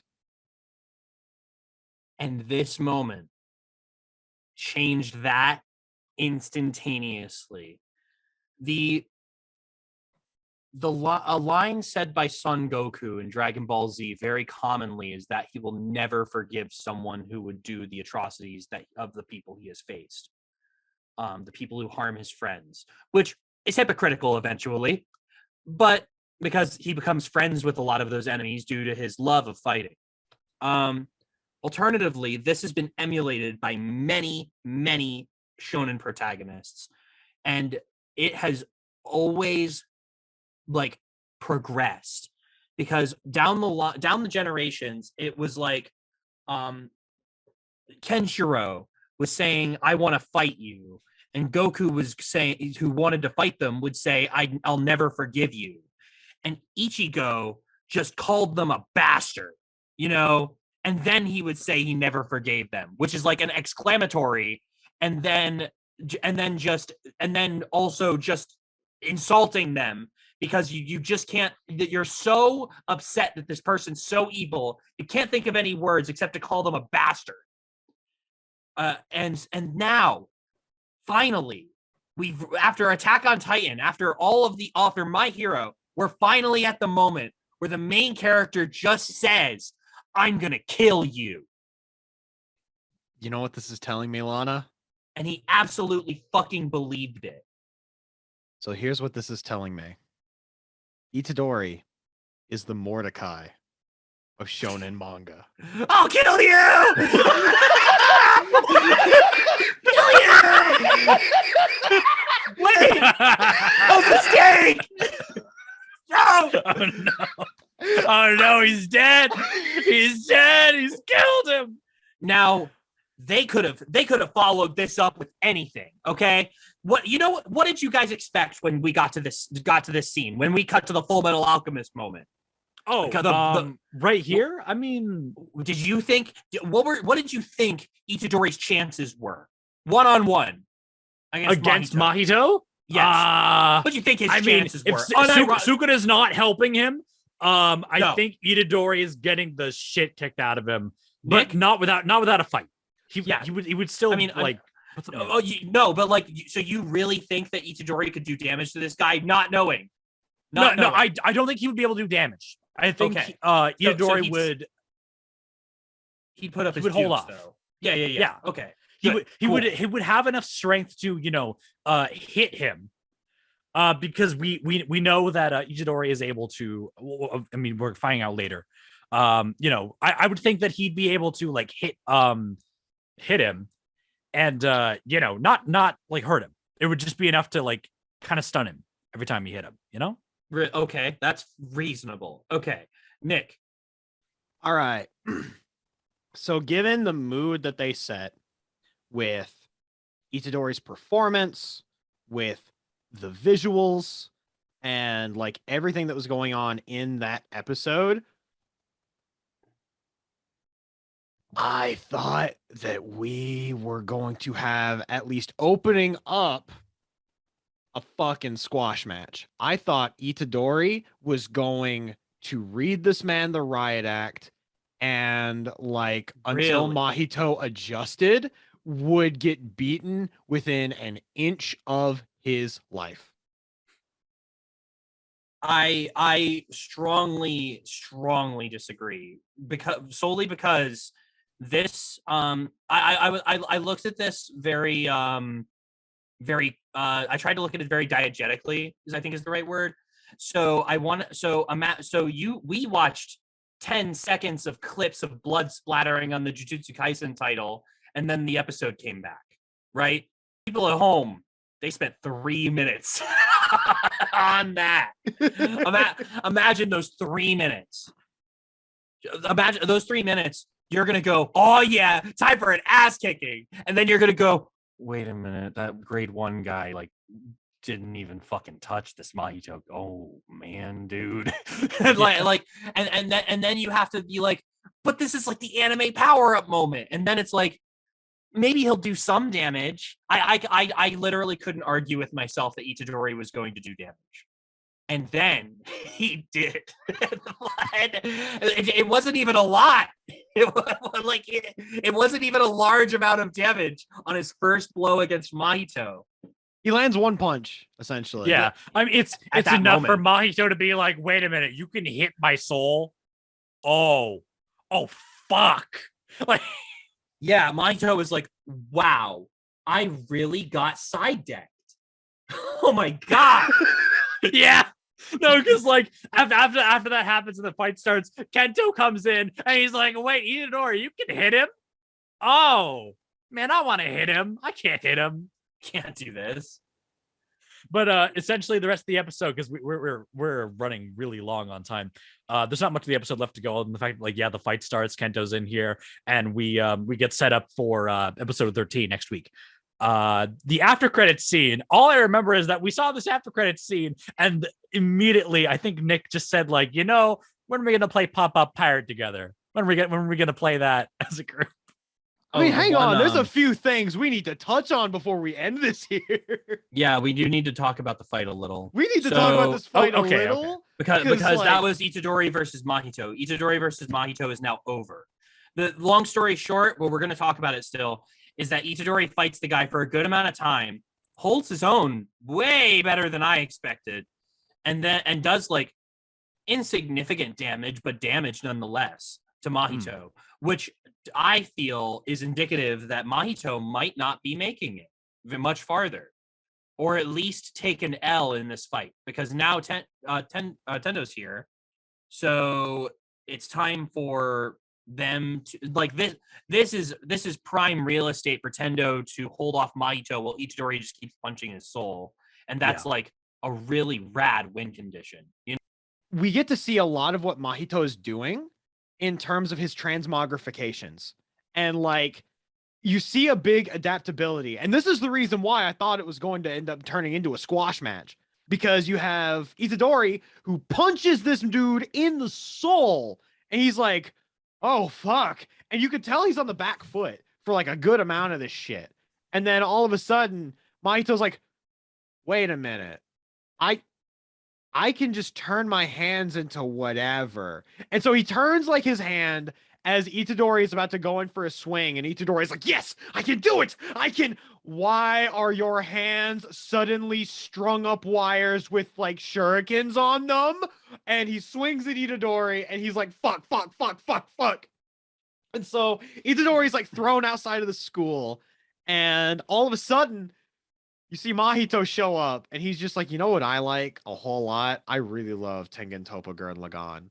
And so he shoots this giant fucking drill at Itadori. Itadori dodges it effortlessly, grabs the stretched out skin that was attached to the drill that he used to shoot, and then at this point, it's like, "Oh, I can still, be malleable and shit, right?" And he, from the stretched out part of his skin, Mahito stabs Itadori in the fucking hands. Itadori at this point has more holes in him than a very particular variety of cheese found in Switzerland, but he doesn't give a fuck. And he just pulls on like the fucking tendrily arm, throwing this man onto the ground. And then Kento shows up, and he's like, "Itadori, why are you so full of holes?" He's like, "I'm fine." He's like, "No, you're not, you fucking idiot." Yeah. And then that's when he notices that Mahito is bleeding from the nose, and he's like, "Whoa, wait, you damaged this guy?" And Itadori's like, "Yeah." And he's like, "Hang on. I wasn't able to damage this guy. In fact, the shit kept falling off. Yeah." And then at that point, he's like, "Well, okay, hang on, Itadori. I think we have a plan." And that is essentially when the episode cuts. And I have a feeling I know what's about to happen, and it's going to be great. It's gonna be sick. And then that's when we can go to the post credits that happened, where it's like Kai said a little earlier, though I don't know if that's going to be heard, is they're playing Pop-Up Pirate, and it made me want to get all of my friends together for a big trip and just stream playing Pop-Up Pirate for 7 hours. 7 hours. And every time the Pop-Up Pirate pops up, someone either has a penalty game or they have to take a shot. Okay. Okay. I understand that. That's I was just fine. thinking like Pop-Up Pirate for 7 hours. We would also Yeah. play Beyblades. Okay, Okay. all right. Okay, fine. See? I'm a good host, goddammit. I was freaking out. I was so flustered. I was like, no. I'm thinking like the scenario of he's like, "Hey, everyone come to my house and have a good time. We're gonna play Pop-Up Pirate for 7 hours." It's gonna be a tournament. We're gonna have a bracket. I mean, yeah, but knowing you, I'm just sitting here like, okay, but if Nick's holding a tournament bracket, why are we not playing a fighting game? Why are we playing Pop-Up Pirate of all things? We're playing more than just that. It's gonna be a variety tournament. Trust me, it's gonna be fantastic. Oh, You're gonna want to be there. July 32nd. Okay. So, all in all, I want to say, like, in closing for these episodes, these were kind of sick. These might be my favorite episodes we've watched so far. And I feel like I've said that a lot. I think it was very funny when we finished episode 12, and I believe it was Nick that said, "Do we really have to stop at episode 12?" So, like, Yeah. I was like, "Yeah, I know, dude." It's like, Did well, you know- we're doing this 3 episodes a week, so we kind of have to. No. Episode 12 uses 3 pages of chapter 29. 3 pages, and those 3 pages were just Tendo going, "We must exercise him here and now," and that was the 3 pages, was like that, and the internal monologue before it, like that had to have been the accumulation of it. So anyway, these episodes were great. This is my favorite episode of Jujutsu Kaisen so far, and I'm very excited to see if this Junpei guy comes back to life. He's not. I'm just gonna say it straight up. I'm pretty sure he's like beyond. I don't think dead. he is. No. Yeah. Damn. I think this is very much like he is gone. You have lost this guy who you had a kinship with, and now you are going to be corrupted. Episode Like- 12. How many episodes are in this anime? 24, I think. 24. Jesus Christ. Yeah, this right. anime is 24. So So we're short. halfway through. We're halfway through Jujutsu Kaisen? Yeah. This does not. Yeah. Well, remember, we got to watch this and then 0. So we still have a bit more to go. Birth by Sleep? What is this? 24? Jujutsu Kaisen Birth by Sleep. Oh There's my no God. way this is 24 episodes. There's no way you wrap all that up. No, this is 24 episodes. There aren't enough episodes left to get one finger an episode. These aren't the Shikon jewel shards, buddy. There's a numeric amount. There's a finite amount of fingers. There's 20. Like, Well, hold on. So He's 4. Itadori's He's got 3. We know they Of used the one. 4th to kill. he's gonna Junpei's chug him like a mom. bottle in the second to last episode and then go fight the big bad. I mean, there's Yes. another season coming. Oh, is there another? Okay. All right. Yes. Okay, I was panicking. No, I'm pretty Ah. sure there's another season coming because the manga's thought- still ongoing. The manga's still ongoing. Okay, that's what I need to hear. All I right. was starting to freak out. People keep telling me they finished Jujutsu Kaisen, and I'm like, what? That's am- not true. Hang on, I'm double checking just to make sure that I'm not going freaking out. crazy. I'm freaking out. I'm Googling Lana's the losing Jujutsu her Kaisen goddamn manga. mind. Yeah, Jujutsu Kaisen just for the sake of it is ongoing, so you don't have to worry. It's been ongoing for 4 years. Well, at Okay. least like our watching will be, like we Is it finished only 24 19 episodes. We watched the volumes? movie. Only 19 volumes. Yeah. What? They're in the middle of an arc. Yeah. A long arc. This is like the side level long. All right. Well, now I know. Okay. So, All right, so the- now that we have Lana's panic attack quelled, everything's on? good. That is we are done with Jujutsu Kaisen. Any Come on. my closing back thoughts? hurts. Come on, My back hurts. come on, Grandma, let's get you to bed. I remember when filler arcs were in volume 19. That's cool, Grandma. Let's get you to bed. They didn't want to lose their time slot on syndicate television. But so I think that's gonna end it off for tonight with everything. Honestly, I think I may have talked about Spy Family a little too much, but in general, this week was kind of nuts. I just feel bad about the fact that we tried to record everything on Sunday and then it just didn't end up working out until Tuesday. But you know what? That Yeah. shit happens. It's okay. We won't mess it up again. Yeah, we will. We won't mess it up again. So if you'd be Doing all interested right. in following any of us, you can find our social medias down in the description. You can follow myself on YouTube at RedMufflerMan, as well as on Twitch and Twitter at RedMufflerMan. And Kai? You can follow me at Kbul Art on Twitter, on what is it? Instagram, and newly Itaku, because everyone's moving over to that because Elon Musk bought Twitter, so I guess we're all moving now. Shout outs to Elon Lana? Musk burning everything we love to the ground. Oh yeah. Anyway, Lana. Red Techno Center, Techno Center 487 on Twitter. There's a lot of art on there.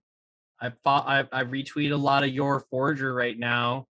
If you want someone to tweet Your Forger, Your Forger's strongest soldier right here. you can send me a DM, just like our friend has, about how much you love Boruto's filler arc animation style, and I will respond. How much you love Tomodachi Game. You can tell me how much you love Tomodachi Game. It's fine. It's okay. It's actually one of the best animes ever made. All right, I'm gonna go lay down and drink some soup.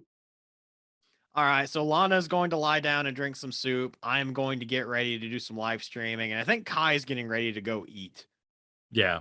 So with that, I'm going to be cutting off for tonight. So have a good one, everybody. Take it easy. See ya. Bye.